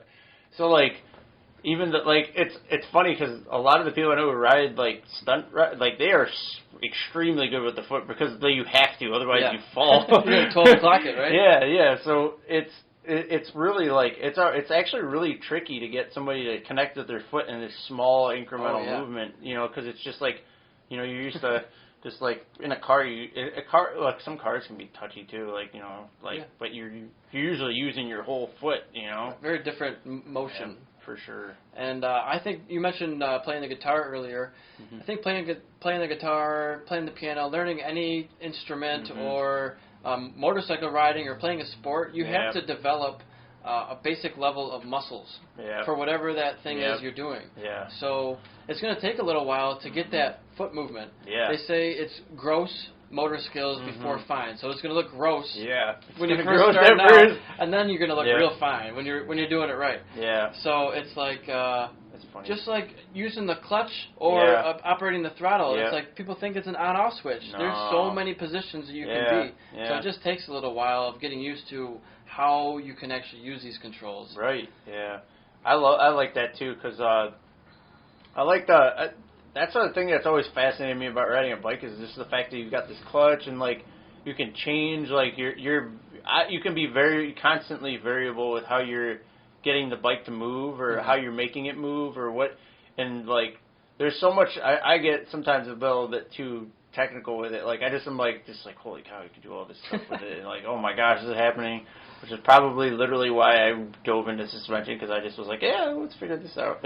Well, it's definitely needed because it's something that I'm definitely not an expert at suspension. Yeah. It's something that I could definitely read up on more and get better at and just start clicking dials and see how it feels. I would say, I mean, I say this with the utmost honesty of myself. I'm not a 100% expert. I'm very aware of what I'm seeing, and I'm trying to be that person who can transmit what you're asking of the bike or what the bike's telling you, and I'm trying to get you and the bike to talk to each other in a way you can understand. So the bike's not sitting there. You don't want to be arguing with your bike the whole time. No. You know what I mean? So I'm kind of like, I'm not set in my ways, but I really, really feel like stability is most important. Like we want to go through these bumps. Yeah. And we want the bike to chill out. We want this bike to be really chill. We don't want it stable. Even if it's in a Pirelli RSV4 or a BMW S1000 or H2, I don't care. Like, my goal is to make that bike like chilled out. So like and that's it's like the same thing at the track, like with a smooth input. So I want the bike to smooth input through the road to what you're doing. So then you're like, oh, I can do this. This is no problem. Like the whole rider's confidence aspect of everything linked together. That's why I can say I'm very familiar with like what's going like in my mind, what I'm trying to get across. Especially when somebody says like, oh, I don't feel this. I'm like, okay, well, let's look at the numbers, and we take the numbers, and then I take some logic of myself, and I apply it through it. But that always changes, because, like, things are always going to change. Bike geometry is going to change. Tires are going to change. Sure. Everything's going to change, more than likely. So it's just, like, whatever works best for that person, that individual, their structure, their height, their weight. It's funny because one of the things I think is really important is I know a lot of people like to put their suit on when they're getting their bike tuned, and then I usually tell them, I'm like, well, technically you just sit on the bike. I'm like, your suit's like 20 pounds. This is gonna sound, some people might get upset, but this is just bear with me. So we have this person at this proportions, right? You wouldn't go and add 40 pounds to their head. No, yeah. And that would add all the weight to the front, right? And you wouldn't put 40 pounds on their dupa. You know what I mean? Like, you wouldn't put it on their butt, like, or their feet, or, you wouldn't, unless you add ballast or change ballast, which I know some people actually do that. Yeah. Then you're just the overall numbers will just be higher. So if, like, it's 35 and then you put your seat on, it's 37, the bike's still in the same realm. And most of the time, a lot of the times, that's where you use, like, the zip ties, find out how your travel is at. Yeah. And you can even get a zip tie on the rear shock. We usually start showing up, usually after set and sag and all that, it's usually pretty spot on. But the proportion of the person are what are most important. I do know that the suits do change a little bit of the weight. I do, like, yeah, of course. But it's soaking up a lot of water, maybe. Yeah, it's just a small, like, the biggest part of the whole equation is you. Like, got to have you on the bike. So, like, it makes a huge difference with that.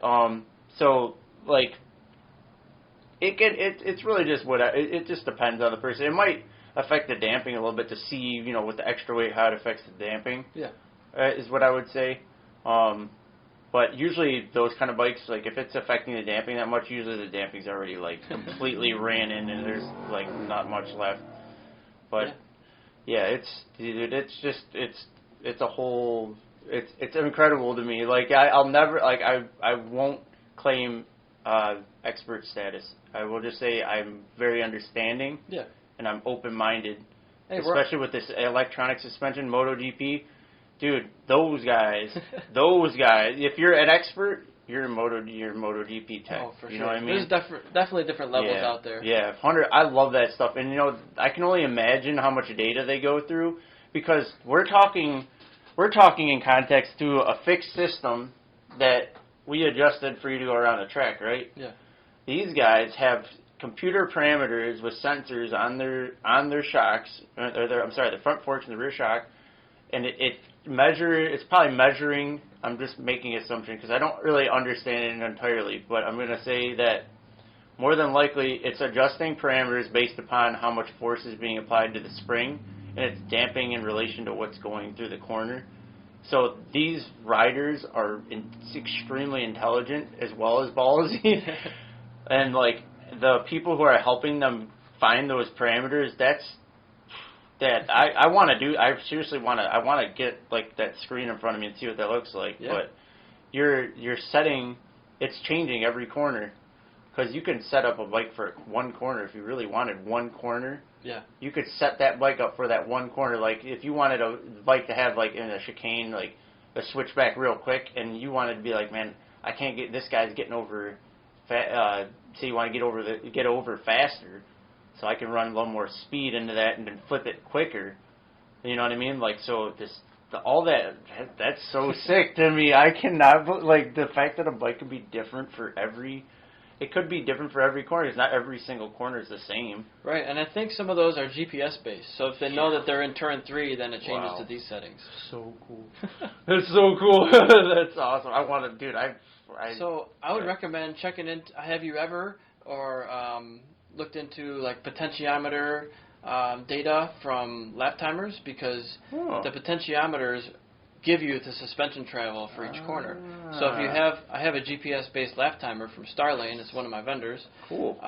So they make lap timers that can hook into your bike for bike specific, so it can like replace your dashboard type of thing. Yeah. And then there's others that are universal, like the one I have, that will still give you lean angle, still give you GPS, still give you the exact path of travel around the track, and your acceleration points, your decel. And this isn't even hooked up to any of the settings, but you can hook them up to like give you throttle position, brake pressure, suspension travel. And I'm sure some of the other bikes have a sensor for everything. You know? Yeah, and you ain't kidding, dude. That's incredible. So I look into the suspension setting data, learn something about that, because there's tons of lap timers that do it. Like any of the big manufacturers, like AIM, Starlane.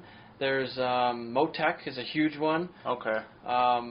If you can learn some of that stuff, you'll be 10 times ahead of the next suspension guy. I'd like to learn that because, like, I really like data. I do, but I just I really like. I think that's really really awesome. It's like I think it's bringing me that I'm naturally going that way. Yeah. And then I still like taking care of the track, like the beginning track people. Yeah. Because that's like I'm probably gonna get to that point soon, but I really want to just keep. I'm going to dive into that. I'm gonna focus too on. I just want to keep a nice, simple way to understand too. At the same time, like I know I'm sounding like Dr. Jekyll, Mr. Hyde here, but at the same time, like, I really like helping the newer people out getting confident because some people just they get on the track and they're just like, dude, this is too much. Like, so like. You know what I mean? Like having that, I want to take care of both ends of the spectrum. So it'd be really cool to have like that information too. And like I've never even knew that. I'm still like I guess I'm like from 2005 right here. I still think of all these earlier 2000s bikes. Yeah. But I see these electronics and I'm just like I haven't fully grasped the fact that you can do all that. Like you can see most of that and. Like even the BMW I had, it didn't have like it was really it had just traction control. That was it. I didn't have like the lean angle ABS or lean angle ABS I believe. Or no, that is the same thing. The gyroscope, all the little stuff. You know what I mean? Like I think it's really cool. You're helping out with Sport Bike Track Time, and you're like a vendor there. Yeah, it seems like you're an authorized vendor there. So Yep. That's correct. Maybe try some WERA events because that'd be like prime territory, or even the Great Lakes Supermoto. I'm sure you'd have to talk to them, obviously, but that might be another avenue for some fresh customers in the area. I've heard of. I know WERA and Sport Bike Track Time. The 29 is that the 29th? The last weekend of July. They're going 29th of July. They're going to have the race certification. Yep, they do like a pro school on Fridays usually, with like advanced racer practice. I should be. I'm planning on being there for that. You know, I was considering it, but I'm supposed to be coaching that weekend. I got you. So. It'd be just really nice to get back out there and do a race again. Yeah, I hear you. I don't know what my status is going to be because I've been out of it for a while. Yeah. But I'm still fast. Like I did 125.5 at Gretton. Wow. After 7 years. That's great. After 7 years. On a borrowed bike with used tires, 14-year-old bike. Gosh, yeah, that's fast, dude. So. And I was taking it easy. I was losing a lot of time on braking zone. I wasn't going as deep as I probably could have on trail braking. And it was a standard shift bike. So I've never been on pretty different right there. Never been on a sport bike with standard shift. Yeah. Maybe since 2011 before I upgraded to GP, but it's been a long time since I had that. And I was finding I have the Vortex rear sets on them. Okay. So whenever I was trying to get my foot underneath to make that shift, it was getting stuck on my foot peg. Hey. So it was like a couple of times I went to make the shift and my foot stopped short. Yeah, there's that ergonomics thing. The guy had it set for him or had it set in a weird spot and it didn't line up with your foot. That's something that I think every street rider should do is they should line up their shifter like to where you don't have to reach up to shift or you don't have to like touch your toe to literally the pavement. Yeah. And same with the foot brake. But yeah, see, like that's crazy. Even on a bike you're unfamiliar with, that's somebody else's, which is all set up for them. Sheesh, man. Yeah, that's flat. Man. They're flying. I was like 3 seconds, a little more than 3 seconds off my fastest. I think I was doing 22s, both directions there, low 22s. Jeez. So I was really happy with that. Now, I wasn't in 25s every lap, I'll say that. I maybe did like 3 25s the whole weekend, but most of the time I was pretty consistent 26s. Yeah. But yeah, like you were saying with that foot position, it's so much higher. Yeah, you're losing time right there, just trying to get your foot in the right position. You wouldn't even think about it until, like, you know what I mean? Yeah, so I'm hesitating on some shifts, but it's full clutchless upshifting and downshifting, which is nice. Full auto blip and quick shift, which is super nice to have. So I was struggling with the downshifting. I've never had downshifting clutchless before, so I think my struggle was I would do the shift and not always reset my foot to the right position, so it wouldn't like completely make the shift because my foot's still down. And then like I need to make it again, and then I couldn't make the shift fast enough because I'm used to like banging gears down. And I feel like it was taking longer for me to have to make each shift. More than likely, it's just something I got to work on. For sure. Yeah, I know that I was gonna contact Weir as well for that weekend because I'm going to next Monday. Yeah, next Monday I'm going to the Fox Power Sports Sport Bike Track Time event. Yeah. So I'll be there. Shout out to Cello. Cello invited me over. He's awesome.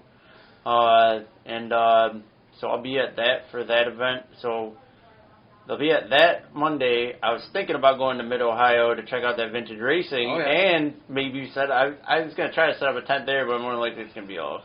Like, there's going to be tons and tons of, like, it's going to be uneven. I could still tune on. I don't care, whatever. It might be difficult to find a spot. Yeah. It's like last time, I went there last year, and I was a corner marshal, track marshal, and it was sold out. The RVs area was just completely oversold. The vendors were oversold. Like, I think they were booked, and I don't know if they were restricting access because of... Maybe still COVID restrictions or whatever, but it was packed. Was it? Wait, it wasn't last year? Then it was the year before, wasn't it? Or was it 2 years ago? I don't know. Everything's blended together. No, it must have been last year because I only started marshalling last year. Okay, because I went. I think the year before COVID. Yeah. I'm saying. Oh, I can't say that, can I? You can say whatever you want. Sorry. All right. I don't know. I went the year before that, and it was freaking nuts. It was awesome. Yeah. It was so cool, though. That track is awesome. Wow. It's fun. I love that giant hill at the back there, too. Like, dude, there's just... I remember saw my buddy Eric Garcia. Oh, yeah. He's out there. Dude, he's been ripping, man. He's been riding... I've seen him riding forever, dude. He's doing great, man. Baby enchilada. Yeah, it's awesome seeing him out there killing it, too. He's a local guy. He's... is he part of the Two-Wheel Detroit, or is he part of his own thing? I'm not sure. But I've mostly seen him at the track. I haven't really seen him 100%. I haven't seen him on the street that much. But he's I think he just blew a head gasket at Grattan that weekend. So he was riding he buddy's 300. Yeah, he said, I was like, I can't get used to this thing. It feels so weird. It's so... See, when you get on somebody else's bike, you know you're on somebody else's bike. Once you get so in tune with your bike, it's so weird. Now, I had the 06 636. Yeah. And I had the 09 600. But this one was an 08 636, or 08 600. So, a little bit different platform. Pretty much the same bike, right in the middle of the two. So, I really had nothing to complain about. Right. Pretty fun bike to be on. Yeah, that's for sure. Those 636s are that 36 cc's. It's special. These things move, man. Yeah, I've never had a problem with the power. It's just I like the Cowies. My first bike I bought was an 08 250, and I was kind of brand loyal for a couple of years. Yeah, I hear you. I like the bike, but I got another opportunity I wanted to talk about. Yeah. So I think I could talk about it. I don't think there's any problem. I just got it's not really a job. It's like a part-time contracted position, so it's not full-time gig. It's part-time, and I'll be going down to Ohio. It's like a 3-hour drive. Nice. It's 2 to 3 days a week. It's not every week. It's like whenever they need me, once a week, maybe every couple weeks, maybe 2 weeks in a row type of thing, all over the place. But it's working with autonomous car research and development, and I'm going to be the motorcycle rider that's going to be interacting with the car. Oh, that's cool. So it's through a company. I don't know if you heard of Google. Yeah. Oh, no, I think I've heard of Google. And they have a division called Waymo for their autonomous car division. Really? So big company. Wow. It's a really great opportunity. I'm super excited about it. Although I don't know how many hours I'm going to be and how much I'm going to be working. Right. But it sounds pretty cool. Yeah, that sounds sweet, dude. It's a riding job. Yeah. So I'll be riding my motorcycle, and they said there's all sorts of different maneuvers that I'll be doing. Yeah. It's typically like 10 to 12-hour days. I'll be riding the motorcycle, interacting with the car, like making left-hand turns and all kinds of like real-world scenarios. Yeah. It's going to be a closed course. Nice. So I asked them, can I bring my race bike? Like, do you require headlights, turn signal, taillight, plates? Because is the car looking for these things? Yeah. Or can I bring my race bike with race bodywork, no lights, no insurance? Right, yeah. You know, like, it's a closed course, too. It's a private course. Yeah. You know, so I don't know the requirements. I've never had insurance on a race motorcycle before if they require that. So. Yeah, true. And then they said most of the stuff will be under 100 miles an hour, but there will be stuff over 100 miles an hour for fast speed interactions and highway-like things. Oh, yeah, like maybe on like the highway if that car is making a lane change or something. Sure. Or if like a motorcycle is ripping by, how does the car react to it? Yeah. So they said it's not a test dummy role. I'm not going to be like getting hit by the car, hopefully, but there's always a possibility. So they're looking for people who are very skilled and can get out of a situation if one does arise. 100%. So I just had the interview Monday, and they're like, okay, we'll send you the contract. I'm like, all right, send it over. Dude. That's awesome, man. I've already sent all the information. Yeah. And now I'm just waiting for. They said it'll be 2 to 3 weeks before any events, but we'll give you notice that amount of time. So for sure, pretty excited about it. That sounds cool, dude. I'd like to. I would like that that's going somewhere because some people don't keep a mindful eye on anything other than what's in their what their car is, or maybe sometimes scary out there, man. Yeah, it's I think there's a lot of maturity that could happen amongst maybe the driver's education and all that. So seeing that the computer intervention seems to kind of cascade into all aspects of our life. Doesn't really surprise me that like car is it's just like my dad's got a newer Ford Escape, and dude, I mean it's crazy. It's like a supercomputer in there. Yeah, my uncle probably has a very similar car. Yeah. He took me for a ride in it the other day, and it's got this lane thing where if you go outside the lane, it'll bump you back into your lane. Yeah. I'm like, wow, that's pretty interesting. Like, I kind of like that. I mean, I wonder how the public is going to change with these changes that are coming, because it's going to require the drivers to be less skilled. Yeah. So does that mean people are going to want to use their cars and drive performance and seek out the racetrack, or are they going to be totally disengaged from it because they don't do any sort of performance driving on the road anymore, and they're not going to be even interested in going to the track? I think we'll see a little bit of both. Yeah. Some people are going to be totally disengaged and want nothing to do with cars at all, and think that's dirty. That's that's polluting. Right. Or some people are going to be like, I want to really drive my car. I can't drive it on the street. Yeah. The computer takes over. I would say, and more philosophical.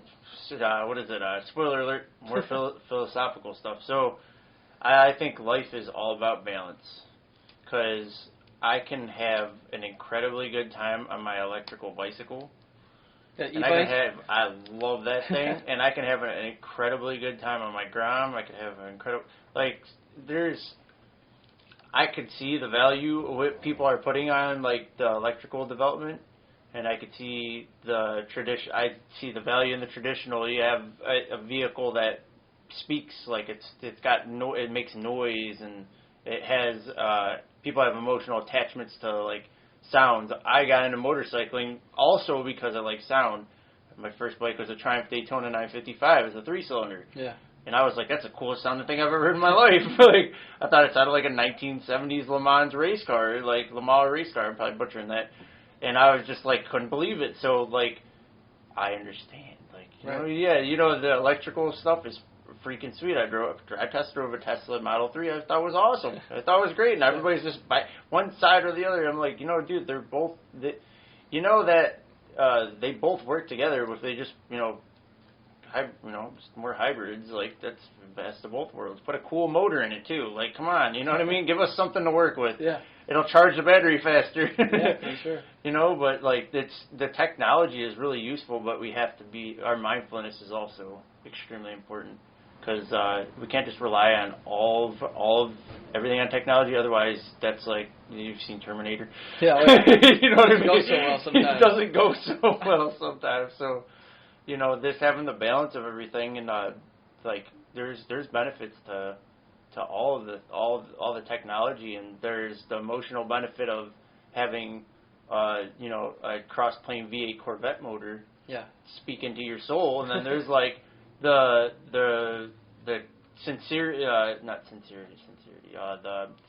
serene, quiet environment of an electric car is just crazy, dude. Yeah. You don't hear anything other than the road and the air. It's really wild. Like, I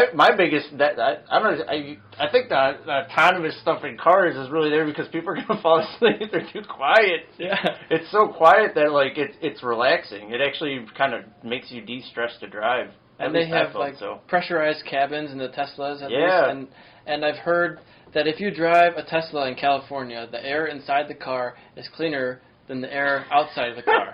It actually cleans the air. It's got like some sort of like, the person who's developing these cars is building rocket ships. Yeah, man, true. Like, Ford is not building spaceships. True. Neither is any of the manufacturers that I'm aware of. Yeah. So it's like, do you want somebody who's building the safest thing that can go outside of our planet? Yeah. Or do you want just somebody who can kind of build a car? It's like GM. Yeah. We generally make cars. Yeah. Generally, Yeah. Well, and then there's always like, I think when something new comes along, you've got kind of two, at least this is just, there's probably more than this, at least two sides of the coin. You've got the people who are trying to promote, like, it's a new company, it's broke away from tradition. Oh, yeah. So it's going to get flack just for being different right off the get-go. That's just what people do. They like to criticize each other, and they, you know what I mean? It's weird. Like, if it's a constructive criticism of safety or, like, stuff like that, like, I understand. But, like, if it's performance-driven, there's good technology that's going to help learn other technologies. It's not just them growing. Yeah, everybody's got to compete. It's competition of the dollar. Everybody wants to make more money, and they're trying to make sales. They're fighting for sales. So, like, the uniqueness of the individual company is what's going to make them special too. So, like, the cool thing about Tesla is it's just different. It's really different. So, like, Toyota made the Prius, and everybody was like, ha ha ha, Prius. You know what I mean? But it's like one of the most rock solid, reliable dang things on earth. Like, you know what I mean? So it's got this connotation with it. It's like, just goofy. Yeah, it's goofy. So it's not cool. So like then Tesla came out, and he made stuff cool, but then he made it goofy, and he's like, oh yeah, by the way, here's our company that makes flamethrowers and stuff. So like,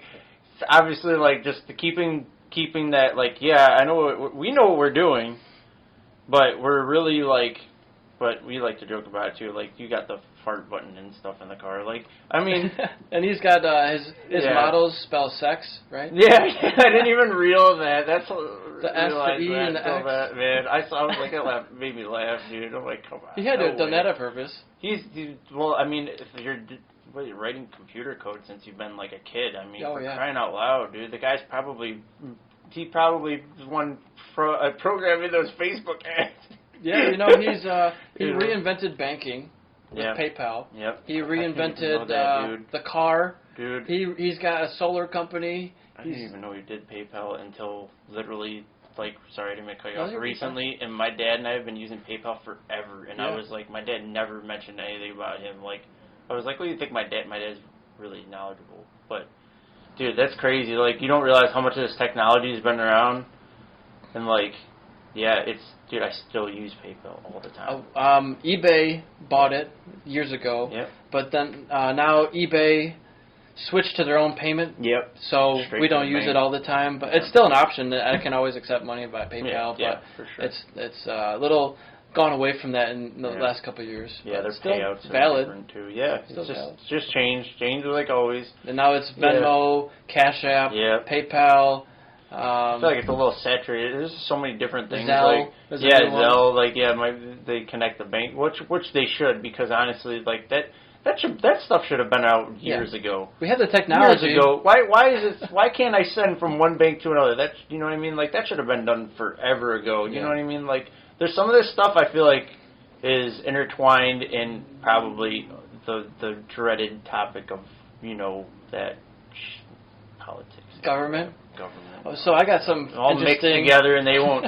You know what I mean? Like, it should be pretty simple for one human being to interact with another human being, regardless of where they're at, or, you know what I mean? Like, here's money, here's some money for you.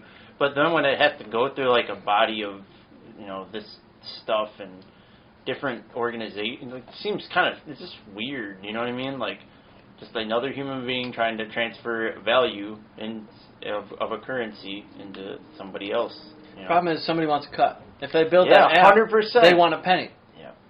So they're like, how can I? I mean, profit, man. It's entrepreneurial thing, Yeah, but right. there are people like you see open source software. Yeah. Like Elon's open sourcing all of his patents, or for the cars, I think maybe even the rockets and the reusable rockets. So it's all open source. He's like, if someone wants to build it, here's the patents. Go do it better than me. And that's the best. That's smart. That's the best confidence in the world. Yeah, It's like, this is how I did it.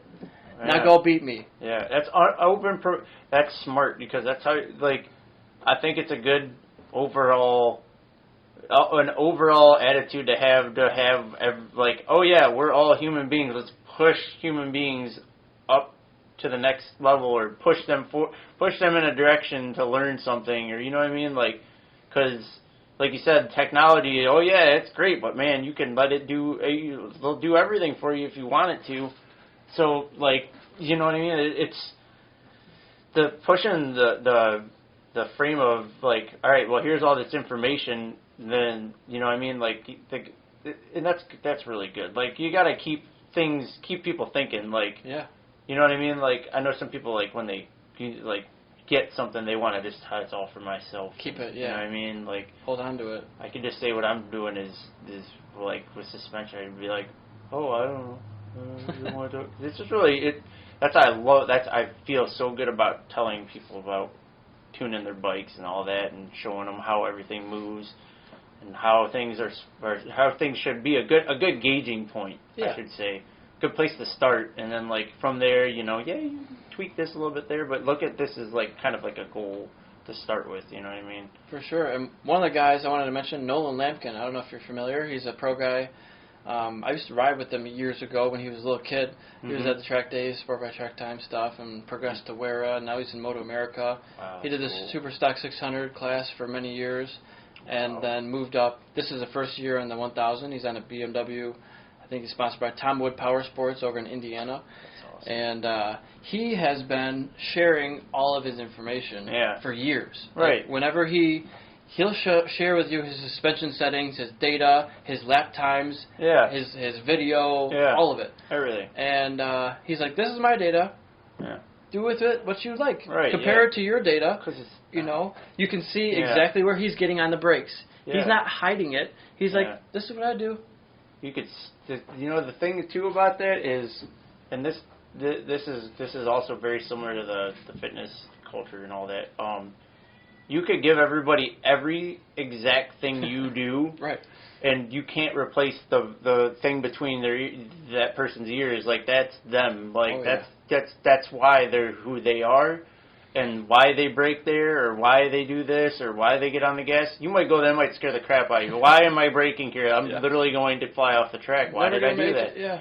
Well, I just, you know what I mean? Like, and that's what I mean. It's the data. The data with how somebody gets there is just relevant, just to share an experience, I think. Sure. And you can't really replicate somebody else's thing. Like, especially with the workout stuff in relation to that.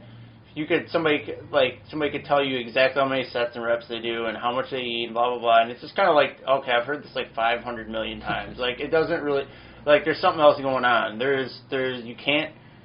You have to kind of consider the fact that there's you can't just chalk it up to like their mechanics or their genetics and all that. You have to think about their intent, their willful intent. Sure. Your willful intent to take your elbow down on this motorcycle through this corner, yeah. and the bike's swirling all around on you. You can't teach that to somebody. Like I know, like we were talking earlier, where some people are ballsy and some people are like how all brains.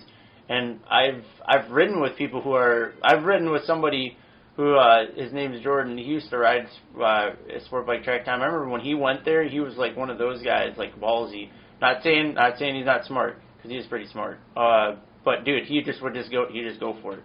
And I remember watching him ride, and I was like, dude, he's flying, like he's going really, really fast, dude. And like I was just like, I'm like calculative, like I'm like, all right, I'm gonna like get my knee to tap, and then I'm going to lift my knee up and then drop my shoulder more and just try to kind of track my knee and my elbow, or my knee, my shoulder, and my elbow together. And just like, I don't care if my knee hits the ground. I just like want to just literally go as fast as I can through this corner without the ground freaking me out, you know? Yeah. But like, yeah, just like putting that person's mind is that's what they're going for. And like, you know, like somebody who's not there's what is the balance of brain and balls. I feel like if you go towards one, you lose the other. Like it's seriously the truth, because like it's really hard to lift a heavy weight with good form, but if you let it go a little bit, you can lift the heavy weight, but you still go away from where you're supposed to do. You know what I mean? And that's why people complain about watching a guy deadlifting 800 pounds and his back rounds a little bit at the top. You know what I mean? It's gonna at a certain point. It's 800 pounds, man. Like it's not perfect form. Yeah. So and then like then when it comes to like riding really hard, like somebody they might be doing something really like look at how people used to ride sport bikes in the 90s. Terrible. Sitting straight, like dude, they literally were like barely. They didn't get their head down that much at all. They literally looked like they almost rode them like dirt bikes. They could stick the bike down in the corner. But they also didn't have as far a tire technology as we did. Yeah, either. Yeah. So they had to ride the bikes a little differently for that era. True. Yeah, and it's just like that's how it is. It all changes, and then things have to change. So all the data is always really, really like, you know what I mean? But at the same, like, it's just there's a balance, like there's that balance that comes back to it. It's like there's the rider and their willful intent to ride this motorcycle, and the way they mesh together is the fastest human being.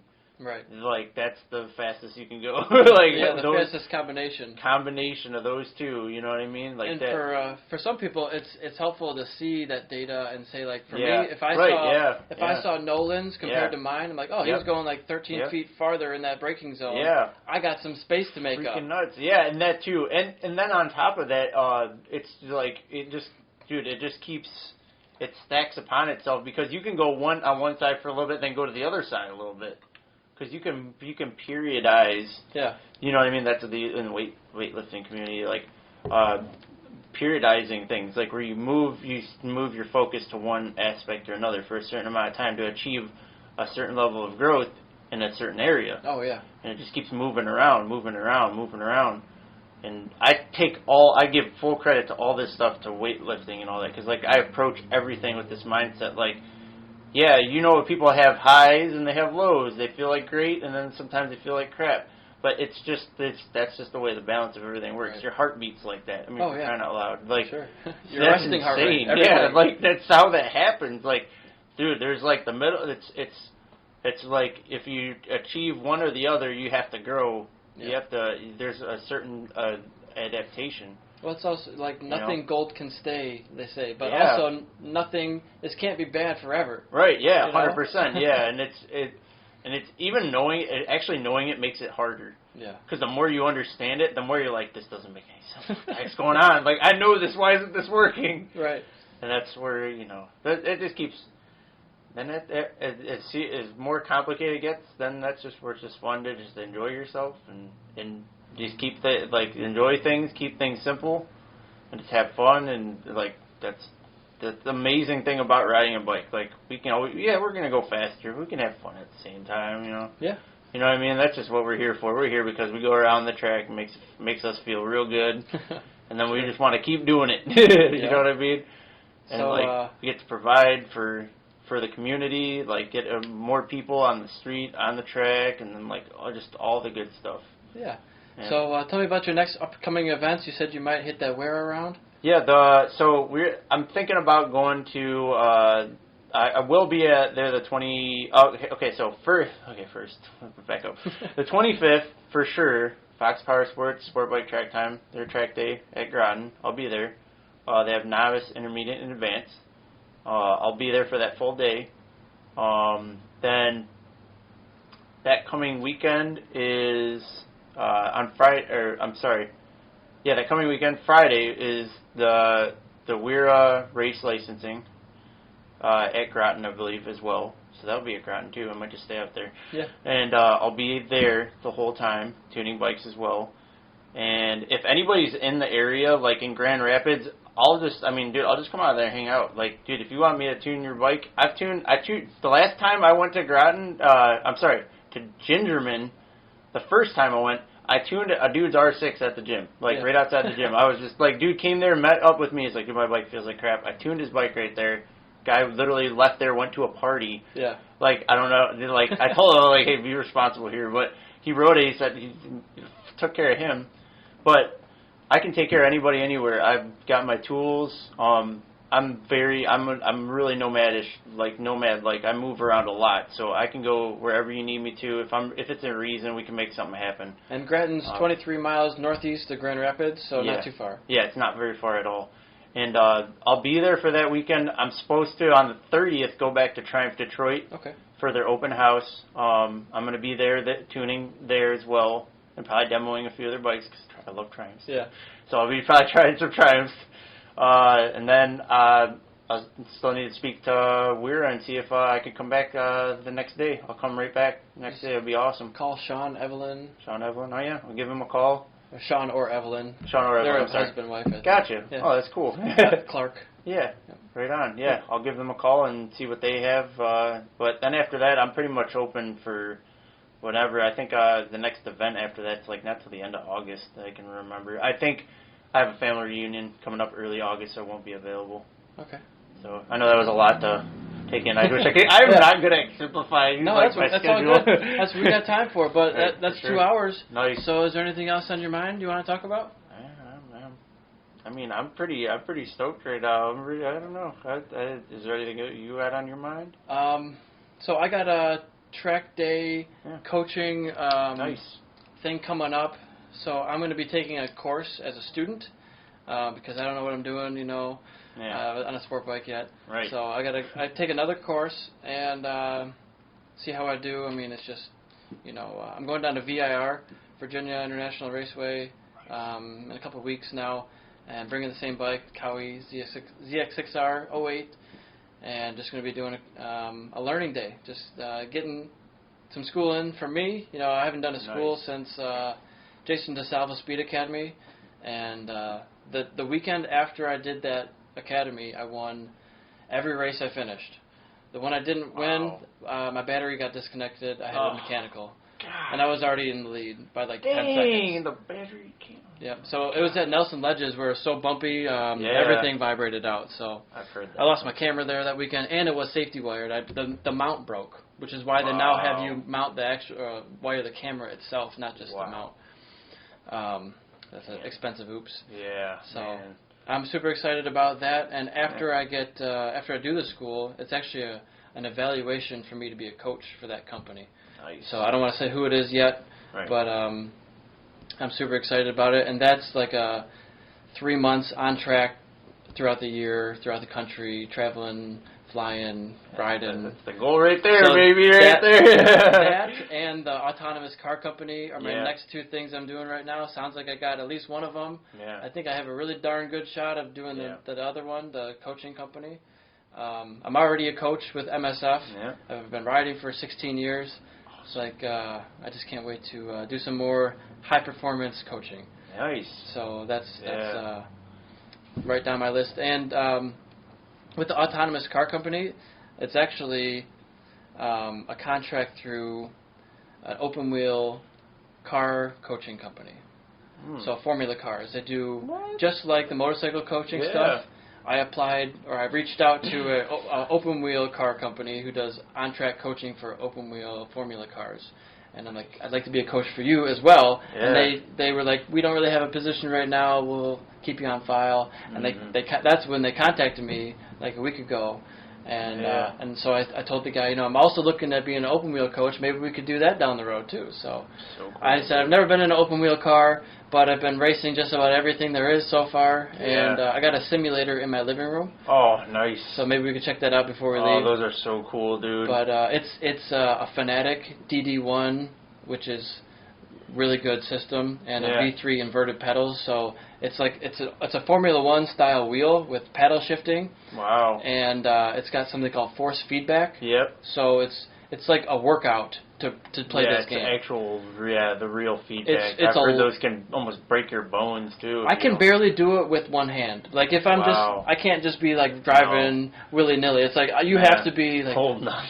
Okay. You actually got to ride or drive the thing, And maybe, like, sometimes I wear my helmet and put my gloves on. And I'm getting in the zone. I actually have a karting suit and like a driving suit and all that stuff. Nice, dude. That's awesome. So got quite the lineup right there. That's awesome, man. That's exciting stuff right there. That's all. You know how many people how many people are you gonna tell that to? They're like, man, that's freaking cool, dude. You could buy one. It's on the market. No, I meant like what you're going to be doing. I mean, that's cool too, but I mean just like what you're going to be doing, like all these. It's my dream, man. So I had a really good job years ago. Everything motorsport. That's what I'm trying to do. Anything with a motor, let's go. So I had a desk job. I worked at an aluminum company for 3.5 years. I thought I was really good at it. They thought differently. So I got laid off back in September. So I haven't had a full-time job since September, and although my business is selling a lot of stuff, it's not quite enough for me. So I'm still looking for these part-time jobs here and there. And it's like, well, I could either go push papers and make a whole bunch of money at a desk job, which I'm good at, but I don't love it.